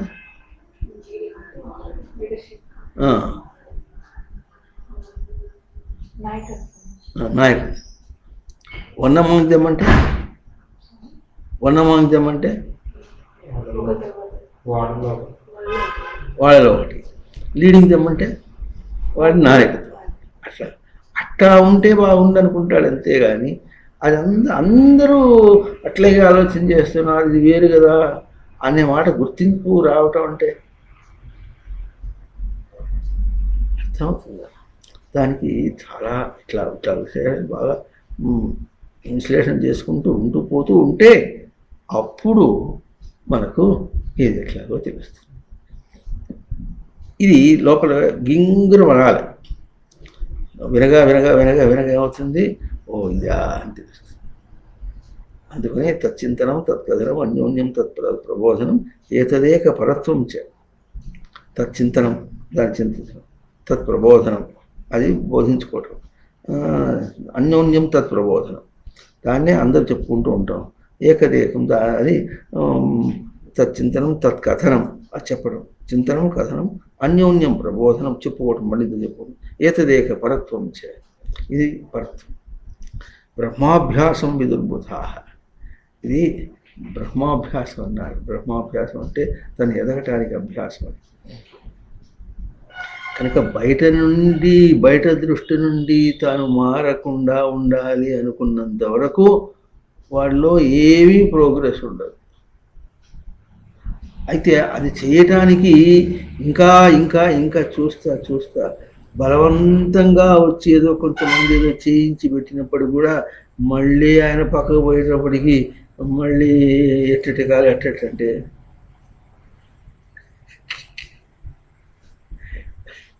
ఎట్టంటే మళ్ళీ అయిపోయి, అంటే ఆయన బలవంతమే చేసావు, నువ్వు గుర్తించి చేయాలి. అందుకని గుర్తింపు గ్రహింపు ఎట్లుండాలంటే, ఎండాకాలం రాత్రి పడుకున్నప్పుడు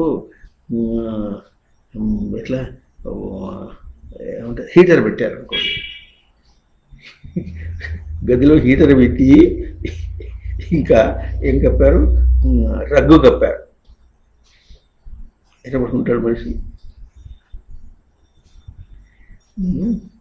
అరవంలో కూడా ఒక సామెత ఉంది, ఎందుకంటే இருட்டில் இல்லாத கருப்ப புடியை தேடினா போல అంటారు. చీకట్లో వెతుకుతున్నట్ట. ఎవరిని వెతుకుతున్నాడు? నల్ల పిల్లిని వెతుకుతున్నట్ట. ఆ నల్ల పిల్లి ఎటువంటిదంటే అక్కడ లేదు. చీకట్లో అక్కడ లేని నల్ల పిల్లిని వెతికితే ఎట్లా ఉంటుంది? దొరుకుతుంది పిల్లి ఎప్పుడు? అట్లా వెతుకుతున్నాడు జీవితం అంతా కూడా. లోకానికి వ్యతిరేకం. అయితే లోకానికి వ్యతిరేకం అన్నాం కదా, రేపు అందరూ ఏదో పుణ్య ప్రభావం చేత అందరూ చక్కగా ఈ ఫ్యాషన్ అనేది వదిలిపెట్టేసి చక్కగా వేసుకున్నారు అనుకోండి. ఇప్పుడు లోకానికి వ్యతిరేకంగా నేను ఫ్యాషన్గా ఉంటానంటే ఇది లోకానికి వ్యతిరేకం కాదు, తనకు బంధమే. అర్థంగా ఎదురిగి పక్షం స్వపక్షం, ఇప్పుడు కూడా పరపక్షం కాదు తనది. స్వపక్షం పరపక్షం అంటే తెలుస్తుంది నీకు? స్వపక్షం అంటే, పరపక్షం అంటే ఇతరుల పక్షం, ఇతర పక్షం, స్వపక్షం పరపక్షం. కనుక ఈ విధంగా ఎట్లా గుర్తించడం అనేటటువంటిది, విలువ గుర్తించడం ఎట్లా ఉంటుంది అంటే, మనకు ఎట్లా ఉంటుందంటే ఎప్పుడు సోది చెప్పినట్టు. అప్పుడప్పుడు ఎప్పుడు ఒకే చెప్తుంటే, ఎప్పుడు అది ఒకటే సోదే అంటే ఒకటే సోదిని నువ్వు వేరే చెప్తుంటే అదే చెప్తూ ఉంటే, లేకపోతే బోధనలు చేస్తూ ఉంటే ఎప్పుడు ఇదేనా అని మనం విసుక్కున్నప్పటికీ కూడా నువ్వు దాన్ని విసుక్కుని ఆ బోధనని ఆ ప్రవచనాలని విసుక్కుని దానికన్నా దూరంగా వెళ్ళిపోవచ్చు. కానీ నీ లోపల మాత్రం ఒకటే సోది, ఒకటే సోదా అంటే తెలుసని ఇలా భ్రమరం సోద పెట్టినట్టుగా అనమాట. చెవు దగ్గర వచ్చి ఉంటుంది అట్లా ఒకటే సోద చేయి, అది పట్టుకున్నావు తీ తీ తీ నెట్టేయడమే, నువ్వు పట్టుకున్నా తీసేసినట్టు తీసుకున్నట్టు తీసేసుకుంటుంది. ఇంతే గోల. ఉండద్దు నువ్వు, ఎందుకంటే నేను ఉండాలిగా, నేను ఉండాలంటే అది ఉండకూడదు. అది ఉంటే దాని గ్రహింపు వచ్చేప్పుడు నా గ్రహింపు పోయింది. అర్థమవుతుందా? Highly instantaneous. ఇన్స్టంటేనియస్ అంటే తెలుసా నీకు? ఇన్స్టంట్ అంటే ఆ సమయం అంట, అప్పటికప్పుడు హైలీ ఇన్స్టంటేనియస్. నువ్వు అటుపోతూ ఉంటే అటుపోయేదాన్ని నీకు అందకుండా దాన్ని నెట్టేయడమే అంతే లెక్క. అందుతున్నది అనుకున్నప్పుడు కూడా నీకు ఏమందుతుందో చెప్పుకుందాం. చూడండి, కాలేజీలో విద్యార్థులు చదువుకుంటుంటారు, పిల్లగాయలు చదువుతున్నప్పుడు ఏం చేస్తారు, మాస్టర్ పాఠం చెప్తుంటే కొంతమంది ఏమో అల్లరిగా వింటారు, కొంతమంది ఏమో మనం బుద్ధిగా వింటారని మనకు. ఇప్పుడు రెండు ఉన్నాయి అక్కడ, అల్లరిగా వినుట, బుద్ధిగా వినుట. అల్లరిగా విన్నవాడు అల్లరిని ప్రవర్తింపజేశాడు, బుద్ధిగా ఉన్నవాడు బుద్ధిని ప్రవర్తింపజేశాడు. ఏం విన్నాడు అంటే విన్నది ఏదో మర్చిపోయినాడు. అర్థమైందా? ఇప్పుడు ఏం మోసుకెళ్ళాడు? అల్లరివాడు అల్లరి మోసిపోయినాడు, బుద్ధివాడు బుద్ధిని మోసిపోయినాడు. అంటే అక్కడ ఇప్పుడు ఏం ప్రవర్తించింది అంటే అక్కడ బుద్ధిని పెట్టి ఉండటం, గ్రహించడం అన్నటువంటి దాన్ని ప్రయోగం చేశాడు. ఆ బుద్ధిని పెట్టి గ్రహించింది ఏదో బయట పాఠాన్ని మర్చిపోయినాడు, వదిలిపెట్టేశాడు. కానీ తన తన అభ్యాసం తనకుంది. ఏం చేశాడు తెలియాలి, ఇదిగా మనకు తెలియవలసింది. ఇట్లా తననే ప్రయోగం చేస్తున్నాడు, తననే ప్రవర్తింపజేస్తున్నాడు, తన ప్రవర్తననే అభ్యాసం చేస్తున్నాడు, తన ప్రవర్తననే నిలుపుకుంటున్నాడు, తన ప్రవర్తననే మోసుకుపోతున్నాడు. ఇది నిరంతరం. నిరంతర శబ్దానికి అర్థం. నిరంతరం అంటే నిర్గతం, అంతరం. అంతరం అంటే భేదం, ఒక డ్రాప్ డౌన్ అనమాట. డ్రాప్ డౌన్ అంటే 3వ మెట్టు ఎక్కా, మళ్ళీ ప్రయత్నం చేసి 4వ మెట్టు ఎక్కా. 4వ మెట్టు ఎక్కా అని చెప్పబోయే ముందు ఎట్లా ఉంటుంది, దాన్ని ముందు ఎక్కడానికి ప్రయత్నం చేసి అక్కడికి వెళ్ళిన తర్వాత ఎక్కా అంటున్నాం. ఇది అంతరం. తీసుకెళ్ళిపోయారు. ఇట్లా ఈ కార్గేటెడ్ స్ట్రీట్స్ అని వచ్చేది చూసారు, ఇట్లా తరంగాల ఎట్లా ఉంటుంది, పైన ఉబ్బును ఇట్లా ఇట్లా ఉండి ఇట్లా ఉంటుంది, ఉబ్బు ఉంటుంది, కింద డౌన్ ఉంటుంది, వేవ్ లాగా, తరంగంలాగా. అది అట్లా ఉన్నటువంటి దాన్ని ఏం చూస్తుంది, ఒక ఉబ్బుకి ఇంకో ఉబ్బుకి మధ్యలో ఏముంది, వ్యాలీ ఉంది అనమాట. పీక్స్ అండ్ వ్యాలీస్ అంటారు. ఇట్లా ఉంటుంది. మళ్ళీ ఇంకోటేమో ఇట్లా ఉంటుంది. అట్లా ఉండదు నీకు, అది తెంపు.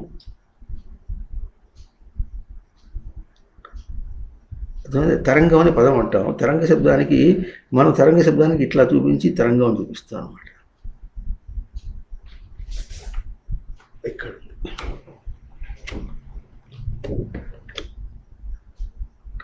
ఇక్కడ ఈ తరంగం, ఇది పైకి ఉబ్బెత్తుంది, ఒకసారి మళ్ళీ కిందికి ఉంది, మళ్ళీ పైకి ఉంది, ఇట్లా ఉంటుంది అనమాట. తరంగం అంటే మనం ఇప్పుడు ఈ బొమ్మలో చూపించాం, కానీ తను దాటించుట అనేటటువంటిది ఇట్లా ఉండదు. ఏం చేస్తుందంటే ఇవన్నీ దీన్ని ఇట్లా కలిపేస్తే ఏముంటుంది, అది లేదు ఇది లేదు. ఇట్లా కలపకుండా ఏం చేస్తారంటే ఇట్లా కలుపుతారు. అప్పుడు ఏమవుతుంది, స్ట్రైట్ లైన్ మాత్రం ఉంటుంది. అట్లా చేసి నేను దాటిస్తుంది, ఇది లేకుండా దాటిస్తుంది. అయితే మామూలుగా తరంగా ఉంటే దాటించుట అంటే ఇట్లా బుద్ధికి ఈ విధంగా ఉంటుంది. అది తీసుకొచ్చి దాన్ని తీసుకొచ్చి ఇట్లా నెట్టేస్తుంది అన్నమాట. సరే, ఎందుకున్నప్పుడు బందీ నవా శబ్దాన్ని చెప్పుకుంటూ వస్తున్నాడంటే, ఇప్పుడు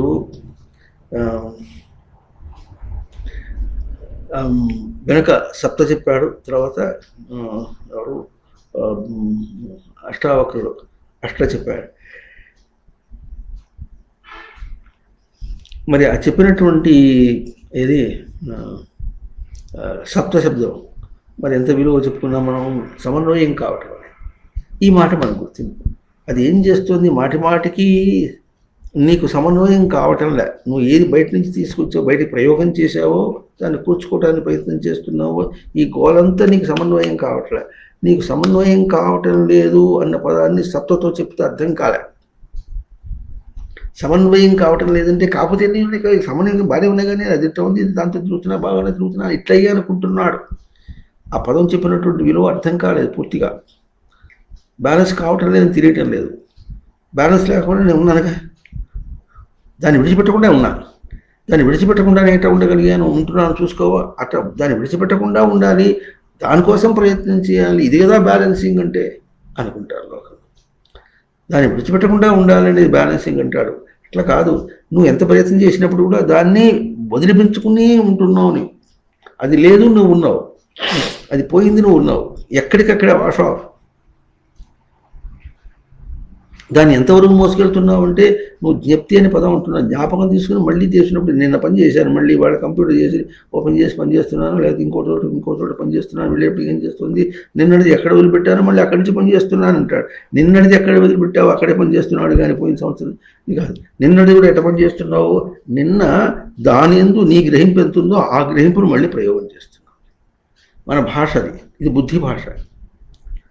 అదేవిధంగా ఇందాక విషయాన్ని ఇప్పుడు నీ ఎంత గ్రహించావో అది నీ గ్రహింపుగా, నీ ఉండటానిగా, నీ గ్రహింపుగా నిన్ను గ్రహించుకునేటట్టుగా ఎంత తేగ తీసుకున్నావో మళ్ళీ తన గ్రహించినట్టుగానే అక్కడ ప్రయోగం చేస్తాడు. మళ్ళీ తనే గ్రహించడానికి ప్రయత్నం చేస్తాడు. ఇదంతా అది అనే పాట ఉన్నప్పుడు కూడా ఇందాక చెప్పినట్టుగా అద్దం ముందు తను నిలబడితే అటుపోయి మళ్ళీ వచ్చాడు, అటుపోయి ఉన్నప్పుడు కూడా ఎటు చేశాడు, సర్దుకున్నాడు. ఇదివరకు ఇప్పుడు ఎట్లా ఉంది, సర్దుకున్న తను ఇప్పుడు వాడు అని ఎట్లా ఉంటుంది. అంత తనతో పోల్చి ఎట్లాగో దాంతో పోల్చి ఎట్లా కాదో అట్లాగే జరుగుతుంది. ఇది సమన్వయం. మనం ఏమంటాం సమన్వయం అంటే, అది ముందు నేను ఉన్నానుగా, బ్యాలెన్స్గా ఉన్నానుగా, నా పిల్లలు అంత బాగున్నారు, ఇంత హాయిగా ఉన్నాము, శాంతంగా ఉన్నాము అని అంటాడు. మధ్యలో ఏదో ఆరోగ్యం వచ్చింది, ఏదో వచ్చింది, ఆకలి ఇవాళ ఆకలి లేదని వద్దని, తక్కువని ఎక్కువని, అట్లా ఇది ఇట్లా ఇది అంటూనే ఉంటాడు. ఇవన్నీ తన గ్రహింపుగా అనుకోడు. మళ్ళీ నాకు 21 మంది మనవలు ఉన్నారు, ఎవరికున్నారు ఈ లోకంలో అని ఘనంగా చెప్పుకుంటాడు.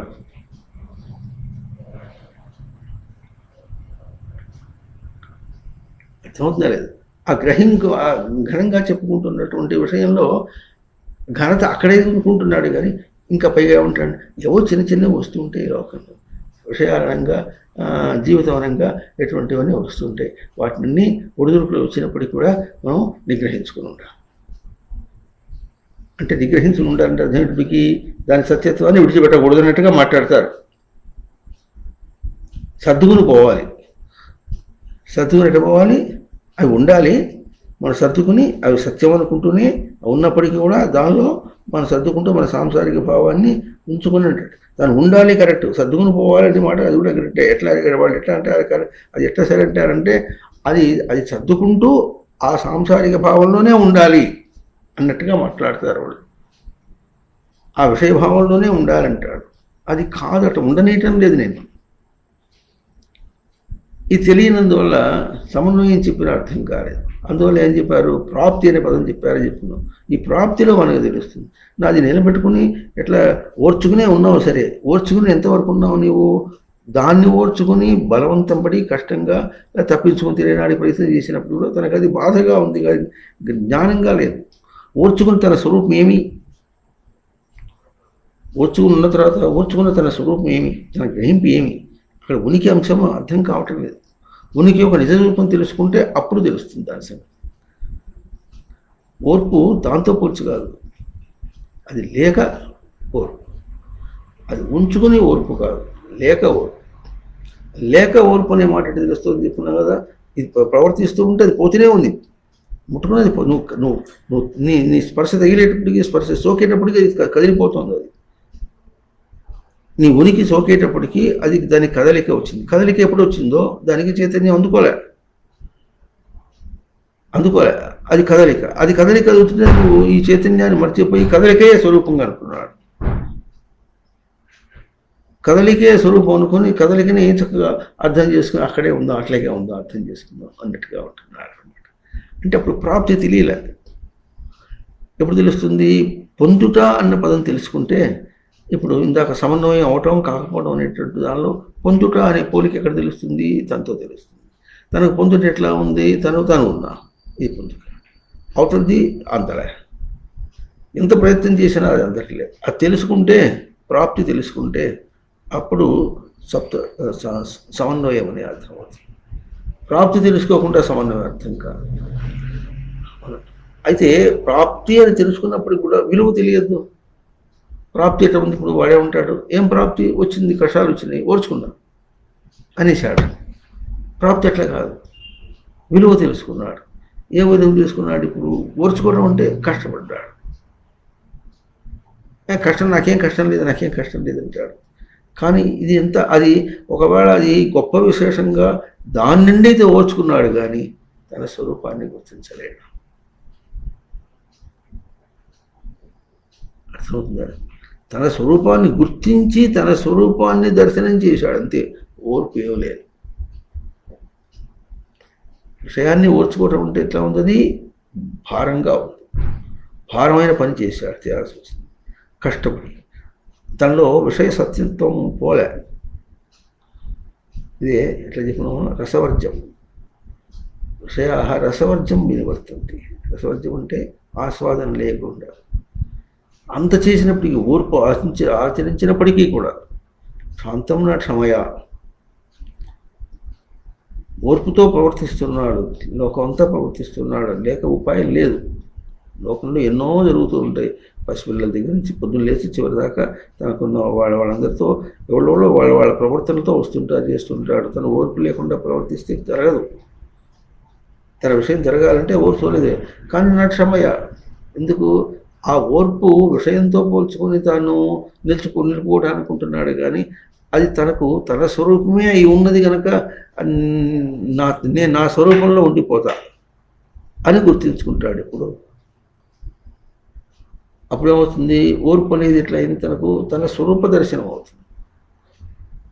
క్షమ అనేది తనకు స్వరూప దర్శనమే, కానీ విషయంతో పోల్చుకొని తను విత్డ్రాయల్ కాదు, విషయం నుంచి వెనక్కి రావటం కాదు, తన స్వరూపంతో నిలవటం. అప్పుడు అది వెళ్ళిపోవాలి. జరుగుతున్నది ఏమిటి? నీ నీ నీ స్పర్శ సోకేటప్పటికి అది వెళ్ళిపోతుంది. ఉందా? నీ స్పర్శ సోకేటప్పుడు వెళ్ళిపోతుంది. ఇప్పుడు నువ్వేం చేయాలి? అది వచ్చింది అనుకుంటూ కూడా తన స్పర్శ అది వెళ్ళిపోవాలి, అంతేగాని నేను తన స్వరూపంలో ఉన్నా. అంతేగాని అది వచ్చినందువల్ల నేను బాధపడి ఓర్చుకుంటున్నాను అని ఎప్పుడన్నామో అప్పుడు దాన్ని ఏదో అభ్యాసం బయటగా ప్రవర్తించే దాన్ని ఏదో చేశాడు, అంతేగాని తన స్వరూప దర్శనం కాలేదు అక్కడ. అదవుతుంది కదా, స్వరూప దర్శనం కావాలి, అది విలువ నవ. ఈ మూడు చాలా ప్యారలల్గా వస్తాయి. ఇప్పుడు మళ్ళీ దశ శబ్దానికి మళ్ళీ దీన్ని ఇంకా ఉత్తమంగా పదం వస్తుంది. అంటే ఇవన్నీ వీళ్ళు ఏం చెప్తున్నారంటే, ఇప్పుడు ఇందాక మొదట్లో చెప్తున్నప్పుడు ఏక ద్వి త్రి చతు పంచ, ఇవన్నీ ఏం చెప్తున్నారంటే తన గ్రహింపు స్థానంగా పదములు వస్తున్నాయి, తన గ్రహింపు రూపమును చెప్పుకుంటున్నటువంటి పదములుగా వస్తున్నాయి, అంతేగాని బయట దాంతో పోల్చుకుంది. అందుకని సంఖ్య అన్నారు. సంఖ్య అంటే వికరం కాకుండా క్యా ప్రకథని, తన గ్రహింపును చెప్పుట. వేదం అని చెప్తుంది. మొదట ఏం చెప్పుకున్నాం? 9 అంటే అది కూడా సంఖ్య. సంఖ్య అంటే వికలం కాకుండా 9 విలువ, 9కి ఇంకో విలువ లేదు అని బయట ప్రయోగం అన్నమాట. అది చెప్పి అదే సంఖ్య, అంతవరకే సంఖ్య అర్థమైంది వీళ్ళకి. అట్లా కాకుండా తన స్థానం ఎట్లా ఉంది, తనకు ఎప్పుడు కూడా వికలం కానటువంటి చెప్పుట. చెప్పుట అంటే తనకి ఎప్పుడు చెప్తూ ఉంటుంది అనమాట. తనకి ఎప్పుడు లోపల స్ఫురణ లోపంతో శృతిలో పలుకుతూ ఉంటుంది అనమాట. ఇది సంఖ్య. ఆ సంఖ్య స్థానంలో ఓర్పు, ఆ సంఖ్యా స్థానంలో ఉండడమే ఓర్పు. అంతేగాని ఓర్పు అనేది వేరే పదార్థం కాదు. ఇప్పుడు ఓర్పు అనేది వస్తుంది బయట దాంతో పోల్చుకుని ఓర్పు అన్నామా. బయట దాంతో పోల్చుకుని ఓర్పు ఉన్నప్పుడు ఎట్లా వస్తుంది? అది భారంగా ఉంటుంది. నాకు ఓర్పు ఏమిటి? నేను స్వరూపం అది లేదు అసలు, అది లేదుగా. లేదు ఎట్లా లేదు? ముట్టుకున్నప్పుడు వెళ్ళిపోతుంది అంతే. అయినా ఓర్పు ఏముంది? బలవంతంగా దాన్ని ఏదో చేయవలసి వస్తే పోయింది. ఇప్పుడు ఇట్లా మనం చెప్పుకుంటున్నాం కదా, ఏదైనా మనం ఒక వ్యావహారిక ఒక విషయం, బయట ప్రవర్తనలో ఒక విషయం వచ్చేటప్పటికి అక్కడ ఇంత సులభంగా దాన్ని లేదనగలుగుతున్నాం మనం. అంటున్నామా? విన్నప్పుడు మనకు యుక్తితో తెలుస్తుంది చక్కగా, అవును కదా అని. వెళ్ళిపోయినా తెలుస్తుంది మనకు అంతవరకు. కానీ ఆ సమయానికి ప్రవర్తించేటప్పుడు మాత్రం అది అట్లా మనం అది పోయినట్టుగా దర్శనం. పోయింది కదా, పోయింది లేదు కదా. అనేటువంటి పోటీ అంటే పట్టు కూర్చుంది అన్నట్టు మనకుంది. పట్టు కూర్చుంది. ఇప్పుడు దీనికి ఎట్లా సమాధానం చెప్పాలి? అక్కడ అక్కడ సమాధానం వస్తుంది, విలువ వస్తుంది. ఎంత సమాధానం విలువ వస్తుందంటే, విలువ అనేది గ్రహింపు యొక్క విలువ ఎట్లా ఉంటుందంటే, తన స్వరూపం యొక్క గ్రహింపు విలువ ఎట్లా ఉంది అవుతుందని లేదు. దాని యొక్క గ్రహింపు ఎట్లా ఉంది, దాని యొక్క విలువ ఎట్లా ఉంది, అది నిలవగా నిలకడగా ఉంటుందని దానికి నిరంతరమని ఆపాదన చేద్దామనుకున్నా అది నిలుపుకోలేదు. అర్థమైందా? కనుక ఇప్పుడు విలువ ఎట తెలియాలి? దానికేమో అనిత్యము, ఇదేమో నిత్యం. అంతే అర్థం. ఎంతైనా అది అనిత్యం. లోకంలో తమాషా ఇటువంటి పోలికలతో చెప్పుకుంటున్నటువంటి చాలా ఉంటుంది. ఎంతైనా తేనె వేడి చేసేదే. మందుల్లో వాడినా తేనె వేడి చేసేదే. కాకరకాయ వేడి చేసేదే. చేదు చేదే. అర్థం అవుతుందా లేదా? మరి బత్తాయి పండు పులుపే. ఆ పులుపు గుణం వదిలిపెట్టదు. దానిలో మరి రసం తీసి పంచదార వేసి అవి చేసి ఇవి చేసి, లేకపోతే రసం తీసి ఇంత ఉప్పు అవన్నీ కారం అన్నీ వేసి పచ్చడి చేసి నువ్వు ఏం చేసినా ఆ పులుపు గుణం ఈ గుణం అంతే. చింతపండు పులుపు గుణం. పులుపు కనుక అది ఏం చేస్తుంది? గ్యాస్ ఉత్పన్నం చేస్తుంది. అయితే ఇప్పుడు మనం ఏం చేయాలి? దాన్ని చంపి, దాని పులుపుని చంపాను. నేను చంపుతావు, ఎడ తప్పుతుంది? దానిలో వేస్తే నేనున్నానంటుంది. నేనున్నా అంటుంది. ఎంత చంపామంటే ఆ మాట ఎక్కడేదో వస్తుంది. తనకు వికారం కాకుండా చంపాడు. చింతపండు చంపలే, కాకరకాయ చేతుని చంపలే, తనకు వికారం కాకుండా తన గ్రహింపుకు. ఇది ఎట్లా అనమాట. అందువల్ల విలువ అనే మాట ఎట్లా వస్తుంది? మాటికి తన గ్రహింపుకి అన్నట్టు అంశం వచ్చి అక్కడ వస్తుంది. అక్కడ మళ్ళీ విచారణ అనే పదాన్ని కూడా ఇది మళ్ళీ చెప్పుకున్నాం. ఈ ఇటువంటి పదముని ఇప్పుడు మన గముక్కనం వేరే పదంగా వ్యవహారికంగా తీసుకోవడం. విచారణ అంటే విశేషణ చరతీతి విచారణ అని చెప్పుకున్నాం. అంటే ఏం చేస్తున్నాం? అక్కడ తను అనుభవిస్తున్నాం, దాన్ని అనుభవిస్తున్నాం. నేను ప్రవర్తిస్తే తీసుకుంటున్నాను, అనుభవం కూడా కాదు. ఇక్కడ తను ప్రవర్తించి తన చైతన్యాన్ని ప్రవర్తింపజేసి తీసుకుంటున్నాడు. అక్కడ ఆపాదన చేసిన చోట ఆ దాన్ని కూడా ప్రవర్తింపజేసి తీసుకున్నాడు. ఆ తీసుకునేటప్పటికి వచ్చేప్పటికి తేడా కలుగుతుంది. రెండింటికి తేడా వెంటనే తెలిసిపోతుంది. బర్స్టింగ్ ఆఫ్ అంటారు. ఎట్లా ఉంటుందంటే స్పార్క్ వస్తుంది, ఎలక్ట్రిక్ స్పార్క్ వస్తుంది. చూడు తేడా ఎప్పుడు వచ్చేస్తుంది? వోల్టేజ్ డిఫరెన్స్ ఇప్పుడు చూడు స్పార్క్ వచ్చేస్తుంది. వోల్టేజ్ అంటే ధారణాశక్తి అంతే. దాని ధారణాశక్తి వేరు, దీని ధారణాశక్తి వేరు. అది ధరించలేదు.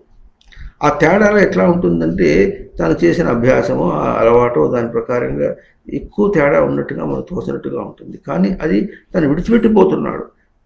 తన స్పర్శ సోకేటప్పటికీ అది వెళ్ళిపోయింది కనుక ఇప్పుడు లేదు అన్న మాట ఇప్పుడు మనకు స్పష్టంగా తెలుస్తుంది. కానీ ఒక్కొక్క విషయంలో ప్రవర్తించేటప్పటికి అది వెళ్ళిపోయేటప్పటికి ఇటువంటివి ఎన్నో కావాలి. ఇప్పుడు మన కన్సిడరేషన్ ఎక్కడికెక్కడ వెళ్ళిపోయింది అంటున్నాం. ఎక్కడికి కనుక 3 గంటలు 4 గంటల సేపున 3 రోజులు 30 రోజులు మనకి ఇంత ఆ విషయం మన పీకు తింటోంది అని మనం అంటున్నాం. అన్నీ విన్నప్పుడు కూడా ఆ విషయం 3 సంవత్సరాలు పీకు తిన్నాం. 3 నెలలు కూడా కాదు, 3 సంవత్సరాలు పీకు తింటున్నప్పటికీ కూడా 3 సంవత్సరాలు బ్రేకింగ్ ఇంటూ ఎలిమెంట్స్. ప్రతి చిన్న ఎలిమెంట్ నుంచి అది వెళ్ళిపోయింది. నువ్వు తాగేటప్పుడు వెళ్ళిపోయింది.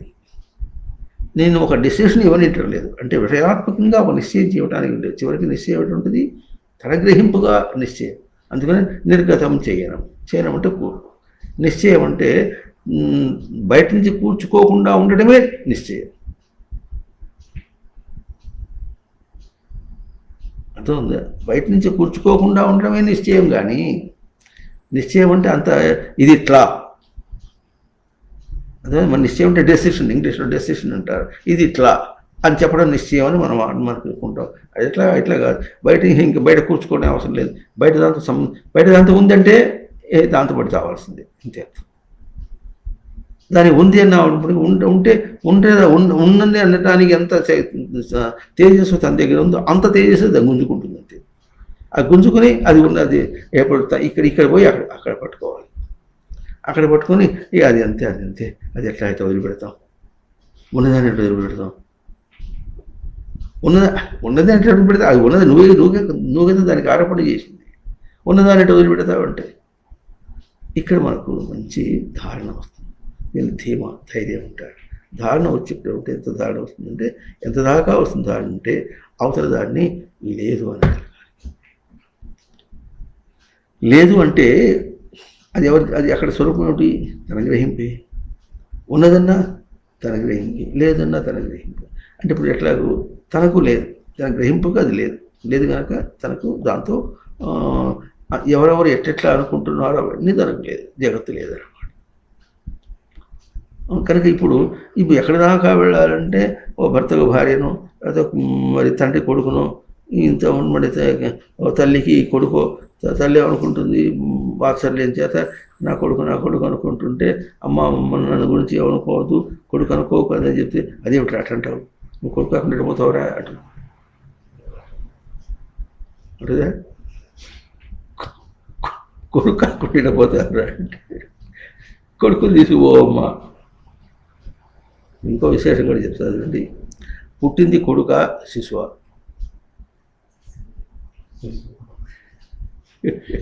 రెండు అంశములు వచ్చేస్తాయి ఎప్పుడు కూడా, స్వపక్ష పరపక్ష భేదంతో వచ్చేస్తుంది.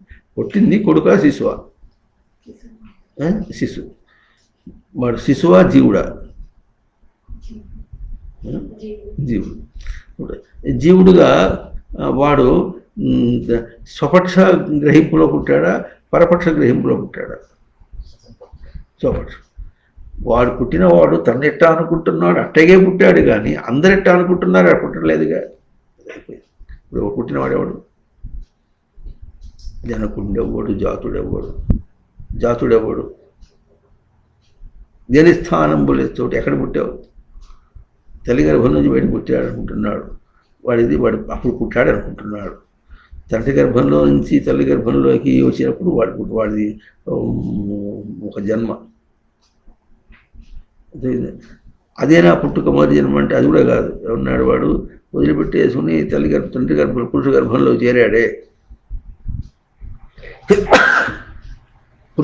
చేరాడే, అది వాడికి జన్మ, జని ప్రాదుర్భావి, ప్రకాశం. తన వెలుగును గుర్తించుకుంటూ తన పురుష గర్భంలో చేరాడు.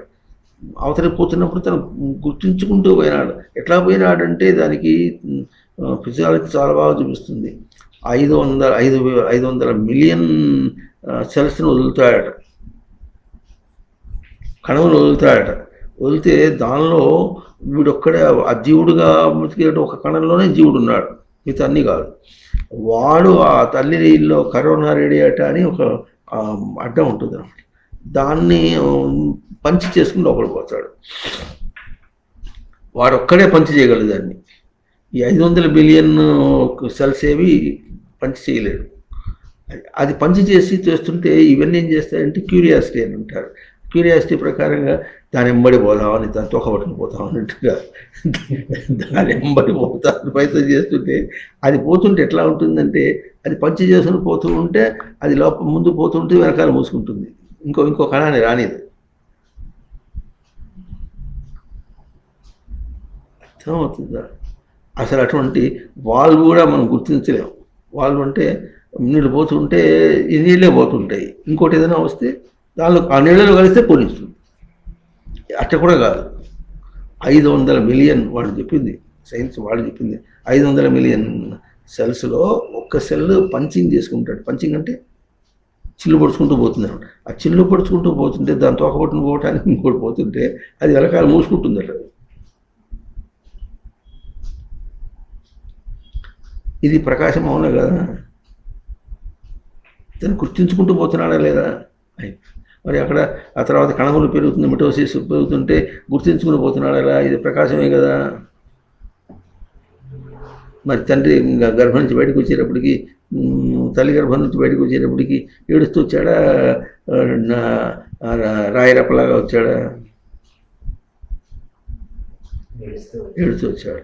ఏడవనాడులో ఉంటారు కొంతమంది. ఏడవరు. ఏడవపోతే ఏం చేస్తారు, ఆ లోపల అమ్నియాటిక్ యాసిడ్ అని వెళ్ళిపోవాలని చెప్పి ఏదో ఇక్కడ ఏదో వాతలు పెడతారు, వాతలు పెట్టి ఏడిపిస్తారు వాడిని. ఏడిస్తే అప్పుడు ఆ యాసిడ్స్ పోతాయి, లేకపోతే అది ఒక క్రానిక్ డిసీజ్గా అయిపోయి వాడికి ఎట్లా ఉంటుందని చేస్తారు. ఇది బయటగా ఇటువంటి ఎన్నో నేర్చుకున్నప్పటికి చేసినప్పుడు కూడా వాడు నిజానికి ఏం నేర్చుకున్నారు? ఇంతకీ జన్మ అంటే ఎక్కడని చెప్పమంటావు? ప్రతి విషయంలో తాను ప్రవర్తించడం మొదలుపెట్టాడు. ఇప్పుడు దీన్ని ఆది అందామా జన్మ అందామా? ఆది అంటే మొదలంటారు. ఆది అంటే మొదలంటే అక్కడ మొదలు పెట్టాలంటే ముందు ఆ స్మృతోదీయతే బుద్ధిలో ముందు ఇవ్వబడింది. బుద్ధిలో ఇవ్వబడింది కనుక ఆది అయిందా? మొదలైంది కనుక ఆది అయిందా? ఆది అని సంస్కృతం బలి మొదలంటే ఏం చెప్పాలి వీళ్ళని? పదముని తిప్పేసి మాట్లాడితే ఏం చెప్పాలి?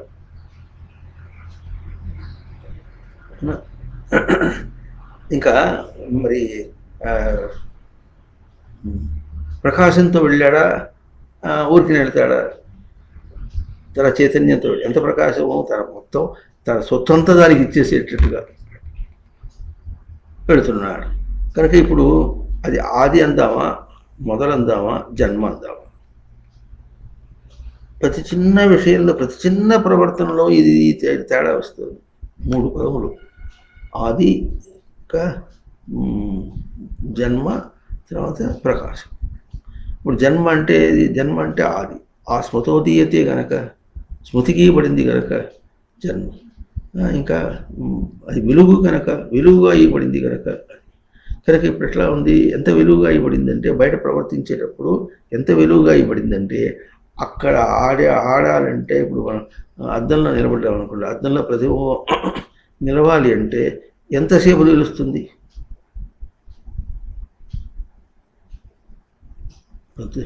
అద్దంలో ప్రతిబింబం ఎంతసేపు ఉంటుంది?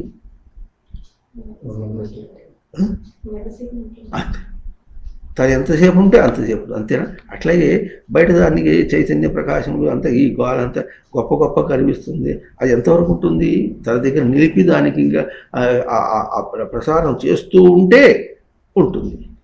వెనక్కి వెళ్ళిపోతే లేదు, ఇంకో పక్కకి వెళ్ళిపోతే అట్లాగే తీసుకెళ్ళి దానికి ఇంకో దారి పెట్టాడు, ఇంకో విషయాన్ని పెట్టాడు. దానికి ఉనికి ఏది? ఇప్పుడు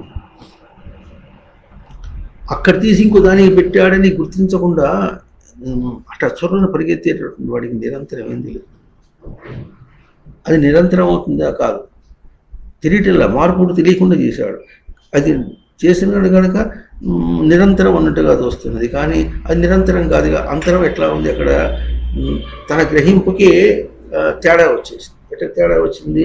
ఈ విషయంలో ప్రవర్తించేటప్పుడు తను ఎట్లా గ్రహించాడు, ఆ విషయంలో మళ్ళీ వేరే విషయంలో గ్రహించాడు. అది ఏ విధంగా గ్రహించడం అంటే తన ఉనికికి భేదమే, ఉనికికి భిన్నత్వమే తేడా. ఉనికిని గ్రహించడంలో ఎటువంటి భిన్నత్వం వస్తుంది? వికలం.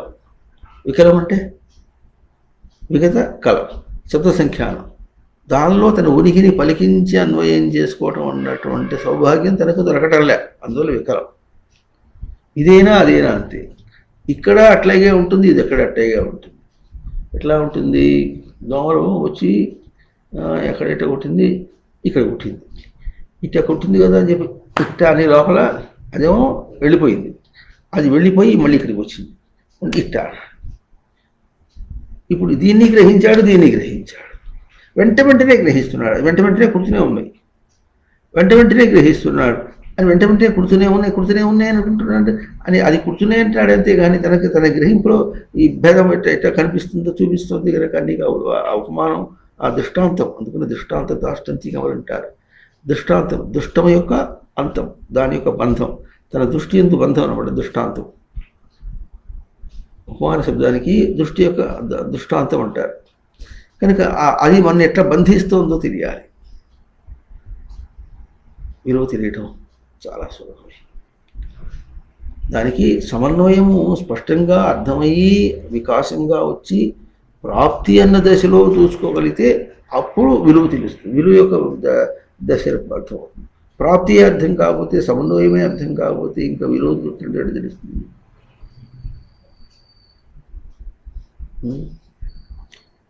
చాలా మంచి ఎక్స్పోజిషన్. ఎక్స్పోజిషన్ అంటే మంచి వ్యక్తీకరణ, మంచి బోధ, చాలా మంచి బోధ. అసలు ఆ పదం తీసుకుని చెప్పాలి అనేటటువంటి తెలివే వాళ్ళ తెలివి. అది వేదం. అసలు వాళ్ళ వేద పురుషుడు ఆ పదం తీసుకుని చెప్పడం అనేది. దాన్ని చెప్తుంటే పండితులు ఏదో పై పురాణాల్లో పదములుగా చెప్పేస్తే ఏదో సామాన్యులకంటే సరిపోతుంది. బందీ వీళ్ళ సంవాదము అని అంటారు, అది విదేశాము అని అంటారు. దానిలో వాళ్ళు ఏం చెప్పారు, 9 ఎన్ని ఉన్నాయో, ఎక్కడెక్కడ 9 ఉన్నాయో అవి ఏం చెప్పు, ఒక శ్లోకం రాస్తే 9 అవేనా, ఏం చాలా చెప్పచ్చు.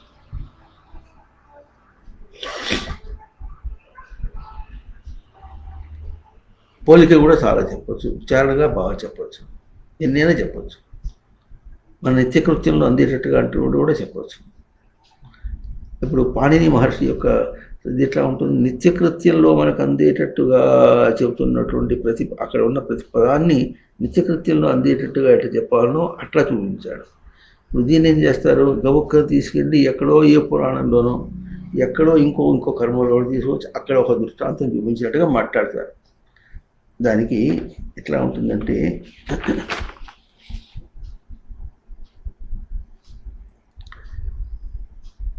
నవైవోక్తాహ అంటే మామూలుగా 9 అనే చెప్తారట. ఏమిటిది, స్వామిధేన్వ పితృణం అంటారు. అంటే ఇప్పుడు ఏం రాస్తారు, పితృయజ్ఞంలో అగ్ని ప్రజ్వలింపచేసే సామిధేనుల సంఖ్య 9.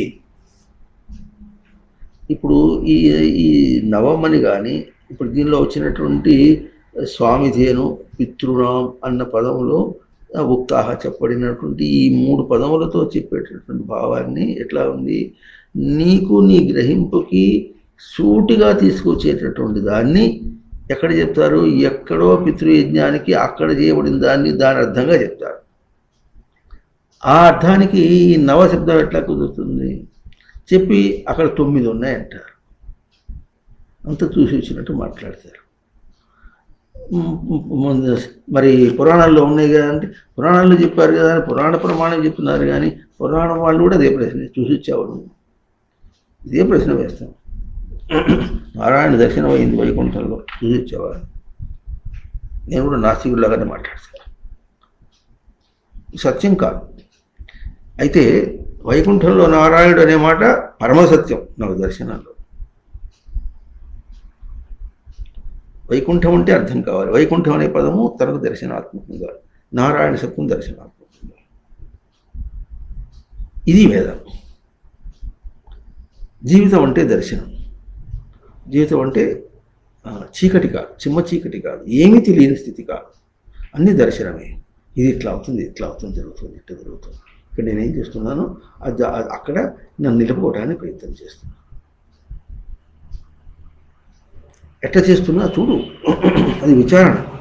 ఎట్లా చేస్తున్నా, నా విలువ తెలుస్తుంది, నా గ్రహింపు యొక్క విలువ తెలుస్తుంది, దాని యొక్క విలువ తెలుస్తుంది. ఎట్లా తెలుస్తుంది, అది నేను నిలిపినంతసేపు అక్కడ ఉంటుంది. టార్చ్ లైటు ఆన్ చేసినంతసేపు అక్కడ వెలుతురు ఉంటుంది, ఆఫ్ చేయగానే అక్కడ దీపం పోయింది. మన సిచ్యువేషన్ అంతసేపు దీపం వెలుగుతుంది, ఫ్యాన్ వెలుగుతుంది, తిరుగుతుంది. స్విచ్ ఆఫ్ చేసేటప్పటికి అయిపోయింది. అది ఎవరు చేయాలి, జ్ఞానే చేయక్కర్లా, ఎలక్ట్రీషియనే చేయక్కర్లే, ఎలక్ట్రికల్ ఇంజనీరే చేయక్కర్లా, తెలియకుండా పసివాడు చేసిన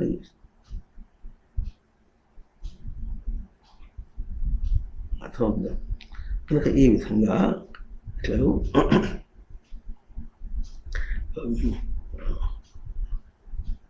ఈ పదాన్ని అర్థం చేసుకోవడానికి ప్రయత్నం చేద్దాం. స్వామిధేను, స్వామిధేన్వ అంటే బహువచనం చెప్పారు, 9 ఉంటాయని బహువచనం వాక్యం చెప్పారు.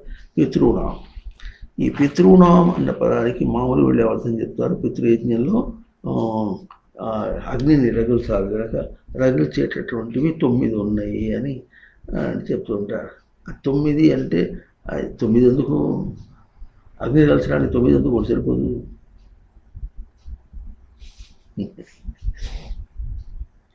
అట్లా మన ప్రశ్న వేయం కనుక ఏమన్నా సరే దండం పెట్టేస్తే అయిపోయింది అన్నట్టుగా మనం ఉంటాం కనుక అక్కడి నుంచి మనం బయటపడలేం. కానీ మామూలుగా అర్థం చేసుకుంటే అసలు ముందు పితృ శబ్దానికి అర్థం చేసుకుంటే పాతీతి పిత అంటే రక్షణ.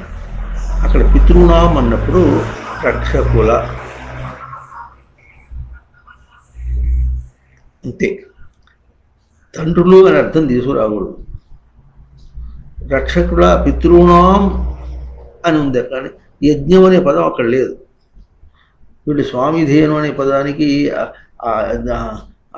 యజ్ఞం అనేది ఆరోపణ చేసుకొని ఒక సందర్భంగా తీసుకొని అప్పుడు పాణిని యొక్క అదేమిటి సూత్రపాఠ ధాతుపాఠాన్ని అక్కడ ప్రయోగం చేశారు. మనం ఏం చేస్తున్నాం అంటే అట్లా కాకుండా అసలు ఏ సందర్భం తీసుకోకుండా వాళ్ళు ఏం చేశారు, పితృ ఏ సందర్భం తీసుకోకుండా ఆ పదములకి ఏ అర్థం ఉందో ఆ అర్థమే తీసుకుంటే అప్పుడు అది సందర్భం లేకుండా తీసుకున్నాం కనుక అది మన గ్రహింపు వస్తుంది సూటిగా.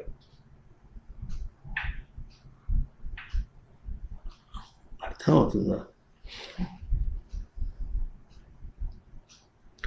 మార్కెట్కి పోయి మరి ఆవిడకి నెక్లెస్ కొనాలనుకున్నాడు అనుకోండి, నెక్లెస్ కొని బేరం చేస్తున్నప్పుడు ఆ బేరం చేస్తున్నప్పుడు ఎప్పుడైనా ఆ నెక్లెస్ తను వేసుకుంటే ఎట్లా ఉంటుంది అనుకుంటాడా? అనుకుంటాడా? అనుకోడు. ఎందుకు అనుకోడు? నెక్లెస్ తను వేసుకునేవాడు కాదుగా, తను కాదు అది, ఆవిడ కోసం అని. కానీ అట్లాగే ఆలోచన చేస్తాడు. అవునా? అట్లా కాకుండా మరి ఆవిడికి ఇష్టం కదా అని చెప్పి యాపిల్ పండ్లో కొనుక్కొచ్చాడు అనుకోండి. యాపిల్ పండు కొనుక్కొచ్చేప్పుడు ఎట్లా ఉంటుంది, మరి ఇంట్లో నాన్న ఉన్నాడు, అమ్మ ఉన్నది, తర్వాత మరి ఆవిడ ఉన్నది, పిల్లలు ఉన్నారు, తను ఉన్నాడు. మరి ఆమె బాగుంటుంది అంటుంది కదా అని చెప్పేసి ఆవిడ పుట్టినరోజు కదా అని పోనీ ఏదో పట్టుకొచ్చాడు అనుకుందాం. అప్పుడు దాంతోపాటుగా ఎట్లా ఉంటుంది, దాంతోపాటుగా పిల్లలు కూడా తింటారు లేని పట్టుకొస్తాడా లేదా? పట్టుకొస్తాడా లేదా? ఆవిడ కోసం పట్టరాడు కదా. పేరు ఆవిడది, నోరు అందరిది. విన్నారా ఎప్పుడున్నట్లు? పేరు ఒకళ్ళది, నోరు అందరిది. అట్లా తీసుకొచ్చాడు. అట్లా తీసుకురావటంలో ఎట్లా ఉంటుందో అట్లాగే ఒక్క విషయానికే పెట్టి నెక్లెస్ కోసం చెప్పినట్టుగా ఆ ధాతువుని తీసుకెళ్ళి ఒక నెక్లెస్ కోసం చెప్పినట్టుగా కొనుక్కొచ్చినట్టుగా అది ఆవిడకే తప్ప ఇంకెవరు వేసుకున్నట్టుగా కాదు అన్నట్టుగా ఎప్పుడు అనుకుంటాడు. ఎప్పుడైనా అది కాకుండా తన ఆవిడతో పాటుగా తన చెల్లెళ్ళు ఎవరో ఉన్నారనుకుందాం, ఇంకా పెళ్లి కావాల్సిన పిల్లలు ఉన్నారు. ఎప్పుడైనా అవసరమైతే తను కొన్నాళ్ళు వేసుకుంటుంది, తర్వాత పెళ్లిగా కావాల్సిన పిల్ల కనుక ఆ పిల్లకి వేస్తే పెళ్ళికి పనికి వస్తుంది ఇట్లా అనుకుంటాడు అనుకో. తీరా ముందు అనుకున్నాడు కానీ కొనిపెట్టేశాడు. అంత అయిపోయిన తర్వాత తీరా మా చెల్లెలకి వేయమంటే ఆవిడ కష్టం ఉంటుంది, మళ్ళీ కొనుక్కోనంటుంది. అంతేగాని నాదెందుకు తీసిస్తావు అని అంటుంది, లేకపోతే తీసి ఇచ్చేయచ్చు కూడా. ఇంతగా ఉంటారు ఈ తేడాలు. అంటే ప్రయోగాన్ని చేయటం ఎట్లా ఉంటుందని ఒక ధాతువుని తీసుకొచ్చేసి ఒక దానిలో ప్రయోగంలో చూపించి ఇది ఇంతే సత్యం అంటే ప్రసిద్ధం చేస్తే ఏమవుతుందని. కానీ పాణిని ఎట్లా చూపించారంటే దాని ధాతువు, ఆ ధాతువు విధి అర్థం తెలుసు. పితృశబ్దానికి ఎట్లా ఉంటే పాతీతి పిత పారక్షణే ధాతువు తెలుసు వాళ్ళకి. తెలిసినప్పుడు కూడా గబుక్కన పితృశబ్దానికి ఉంటాడు తండ్రి. రక్షణ అనే పదం అక్కడ పోయి దాటిపోయింది. అది పాణిని లేచిపోయాడు. అర్థం అవుతుందా? రాధాకృష్ణ పేరు పెట్టుకున్నాడు. ఒరే రాధా, ఒరే రాధా అని పిలుస్తుంటారు. ఏ కృష్ణ ఏమన్నాడు? లేచిపోయాడు, అయిపోయి. అట్లా మనం ఆచరణలో తీసుకొచ్చేటప్పుడు ఎట్లా తేడా చూసుకుంటామో ఆ పని చేయకూడదు. పితృనాం అంటే పాతీతి పిత, ఆ రక్షణే ధాతు. రక్షణ ధాతు అంతే. ఆ రక్షణతో నిర్వచనం చేసి ఆ పదం వచ్చింది కనుక అది పారక్షణే, రక్షణ అంశం ఒకటి. పితృనాం అంటే రక్షణానాం, రక్షణ. అర్థమవుతుందా లేదా? అర్థమవుతుందా? ఏం చెప్పాలి? రక్షణానాం. చెప్పండి. రక్షణానాం. పితృణాం పోయింది, రక్షణానాం అనాలి. ఇప్పుడు దాన్ని స్వామిధేయం అంటున్నాడు. అక్కడ స్వం తర్వాత ధాతు ఏమో ఇంధి. ఈ ఇంధి దీప్తవు అని ధాతు చూపించారు. సమ అవైకల్య, వికలం కాకుండా దీప్తి. దీప్తి అంటే వెలుగు. అది నవ. రక్షణానం అంటే రక్షణలలో వికలం కాకుండా ఉండేటటువంటి దీప్తి, వెలుగు నవ. ఇప్పుడు ఈ వాక్యానికి అర్థం వచ్చింది. వాళ్ళు దీని దగ్గర ఎక్కడ పెట్టారు? ఎక్కడో ఆ రక్షణ చేసేటప్పుడు అక్కడ అగ్నిని వెలిగించడానికి, అగ్ని వెలిగించడం అనే పదం ఆ వాక్యంలో లేదు. ఈ దీప్తో అనే పదం చెప్పినప్పుడు దీప్తి అని వెలుగు అన్నారు కనుక అగ్నిని వెలిగించడం అని అట్లా తీసుకుని ఆ సందర్భాన్ని అక్కడ తీసుకొని ఆ సందర్భాన్ని తీరినట్టుగా మన మఠంలో కృష్ణునిలో పాట ఉంది. ధర్మమును తన రీతికి నేర్పున వంచి వాదించే పార్థుడు మాధవుని తోడాలి. ధర్మాన్ని తన అనుకున్నట్టుగా దింపుకొచ్చి వాదించాడు ఎట్లాగో, అట్లాగే తన నేర్పుకు తీసుకొచ్చి ఒక సందర్భాన్ని నేర్పు పట్టుకొచ్చి చేస్తే ఒకప్పుడు ఎట్లుంటే అతిగతనట్టుగా ఉంటాయి. చాలా పిచ్చి పిచ్చి అర్థాలు కూడా వచ్చినాయి, అశ్లీలమైన అర్థాలు కూడా వచ్చినాయి. అటువంటి అట్లా చేస్తే మనకు వేదం అర్థం కాదు. వేదం ఏం మాట్లాడుతుంది? ఇంత పెద్ద గ్రంథం కాదు, ఇన్ని శ్లోకాలు కాదు, ఎన్ని శ్లోకాలైనా ఏం మాట్లాడుతుంది? ఉంటుంటారు. ఇన్ని కణములు ఉన్నప్పటికీ ఏమో తెలుస్తుంది? నేను. ఎన్ని విషయాల్లో తిరిగినప్పుడు ఏం తెలుస్తుంది? నేను. ఒకటే యూనివర్స్ అంటారు, సింగిల్ వర్షన్. యూనివర్స్ అంటే సింగిల్ వర్షన్. యూనివర్స్ అనే పదం విన్నావా? యూనివర్స్ అంటే యూనివర్స్, వర్స్ అంటేనే మాట. సింగిల్ వర్షన్, ఒకటే మాట, అది యూనివర్స్. ఇన్ని మాటలు లేవు. ఇక్కడ యూనివర్స్ సింగిల్, ఒకటే పదం. ఏముంటుంది? అస్మత్, నేను. ఇది నాకు ఎట్లా ఉందో ఎక్కడ చూసినా ఒకటే, సింగిల్. ఈ సింగిల్ అనే మాట నా దగ్గర అర్థం కాదు. యూనివర్సల్, యూనివర్షన్ ఈజ్ యూనివర్సల్. యూనివర్షన్ ఈజ్ యూనివర్సల్. ఎక్కడ చూసినా ఒకటే మాట, తన గురించి గుర్తింపు. దానికి అందేటట్టుగా ఆ పదం అక్కడ ఇచ్చాడు, ధాతు ఇచ్చాడు. ఇప్పుడు ఇది మనకు చక్కగా అంతుంది. ఎట్లా చెప్పుకున్నాం అన్నప్పుడు వికలం కాకుండా ఉండేటటువంటి వెలుగు రక్షణలు. వెలుగుల రక్షణలు, వికలం కాకుండా ఉండేటటువంటి వెలుగుల రక్షణలే నవ, విలువ. అది రక్షణ అనే పదం ఎందుకు తీసుకొచ్చాడంటే మనకు గుర్తించకుండా ప్రవర్తించేది కూడా ఉంది. ఇందాక చెప్పుకున్నాం, వికలం కాకుండా. నేనేం కాలేది, నేను బాగానే ఉన్నాగా, నా పెళ్ళాం పిల్లలు అంతా బాగానే ఉంది, బాగానే ఉన్నాగా అంటాడు. ఇంకో సంవత్సరం 2 సంవత్సరాలు అయినప్పటికీ ఆవిడపోయేటప్పటికి ఎట్టగా అయిపోయింది, ఇల్లంతా ఎట్టగా ఉంది, కొడుకులు వాళ్ళు పాడినారు, రేట్ అయినారు. ఇప్పుడు ఇందా చెప్పిన వాటి ఇప్పుడు చెప్పు. అర్థమవుతుందా? ఆవిడ ఉన్నన్నాళ్ళు బాగానే ఉంది, ఆవిడకి పోయి ఆయన వెళ్ళిపోయిన తర్వాత ఆవిడకి ఎట్లా ఉంటుంది? తను ఒంటరిగా ఉండదు. ఒంటరిగా ఉండేటటువంటి వాళ్ళు కూడా ఉన్నారు. ఒంటరిగా ఉంటే అప్పుడు ఎట్లా ఉంటుంది? అప్పుడు కూడా లోకంలో అలవాటైపోయి ఒంటరితనాన్ని భరించలేక, వండుకుని తినలేక చేస్తాడు ఆయన. ఇదివరకు తను కూడా అట్లే, ఆయన ఉన్నాడు కనుక ఆయన వండి పెట్టేది, ఆయన వండి పెడితే తను తినేది. ఆయన వెళ్ళిపోయిన తర్వాత వండుకుని తినడం అంటే ఎట్లా నాకు కూడా కష్టంగానే ఉంది.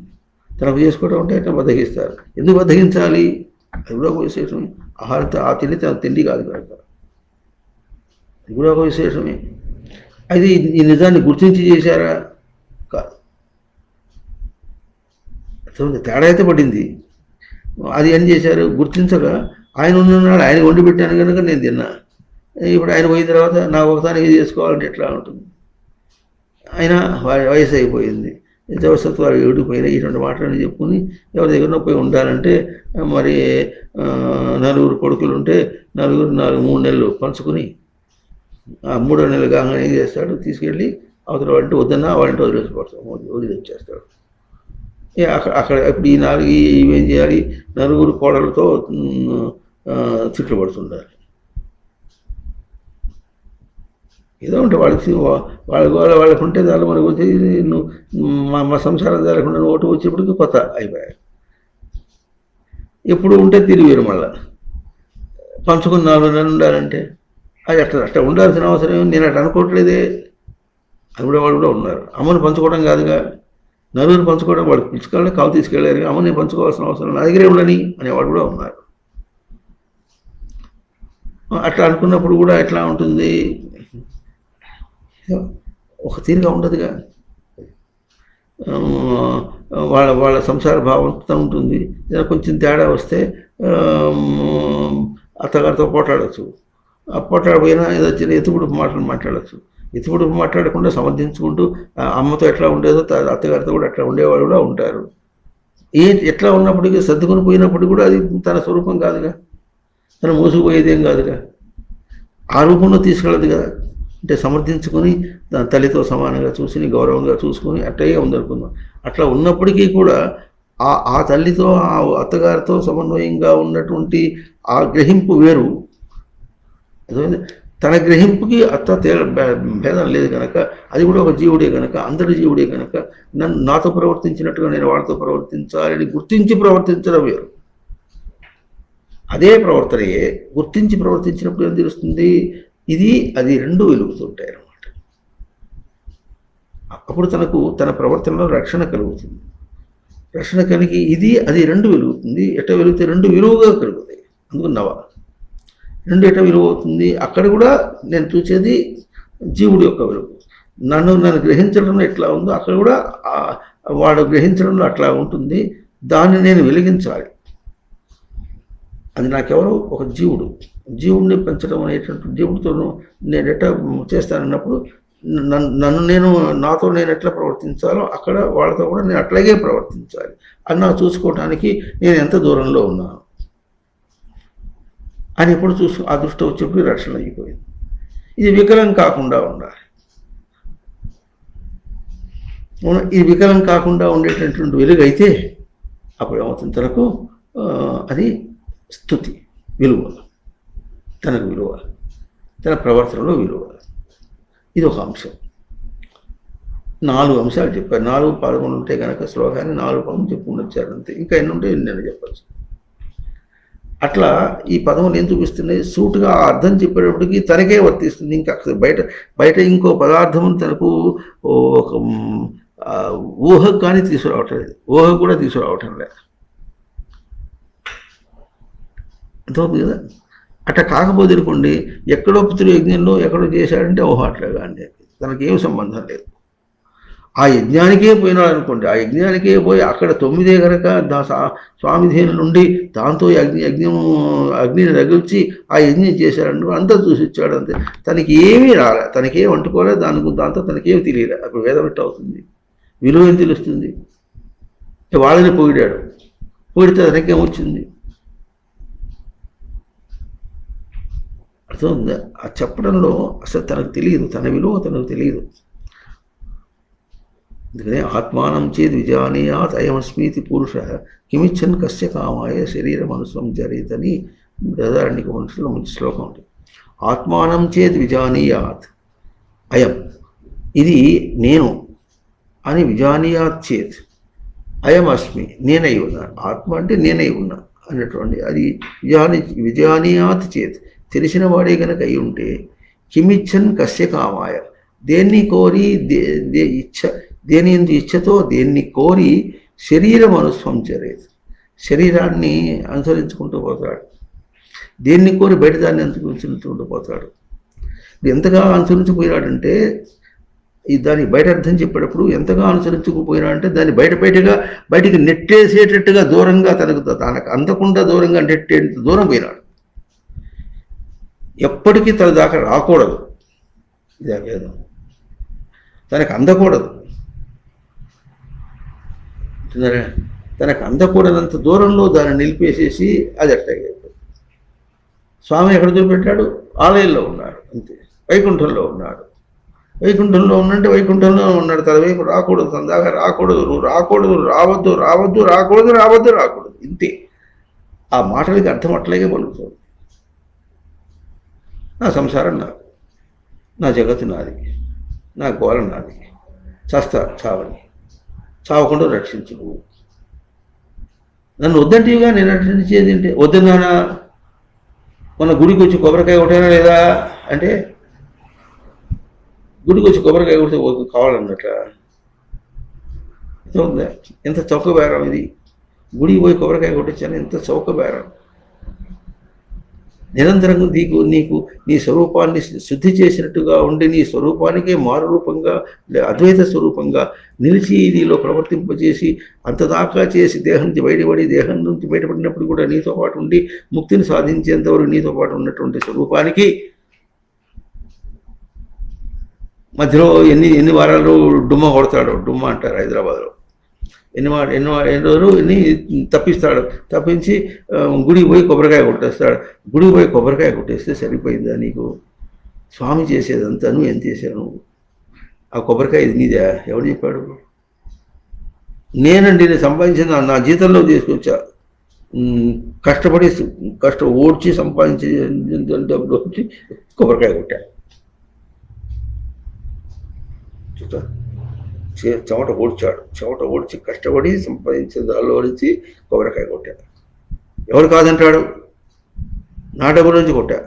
నేను ఎవరిని ఆశించలే, ఎవరి దగ్గర దొంగతనం చేయలే, ఎవరి దగ్గర మోసం చేయలే, ఎవరి దగ్గర నేను లంచం పుచ్చుకోలే, నా జీతంతో చేశా. ఎంత నీతిపరుడో! నీతిపరుడు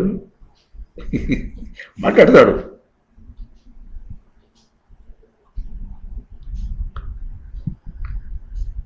వేదమునకు కూడా ఇట్లా అర్థాలు చెప్తే ఎట్లా? మనం చెప్పుకుంటున్నాం, ఇంత దేహంలో నేను అనే ఒక్కటి పలుకుతుంది ఎక్కడికి కూర్చున్నప్పుడు కూడా. అది ఎట్లాగో వేదం అంత దీనిలో కూడా ఎన్నో కర్మకాండ, జ్ఞానకాండ అనేక విధాలుగా చెప్పినట్టు అన్నింటిలో కూడా ఒకటే పలుకుతుంది. ఏమిటది? సచ్చిదానందములు పలుకుతున్నాయి. ఆ మాట గుర్తించి శ్రవణం చేయాలి. ఎంత దూరంగా ఉన్నాడు మనిషి.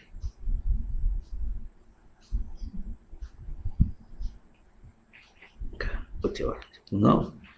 ఓం తత్సత్.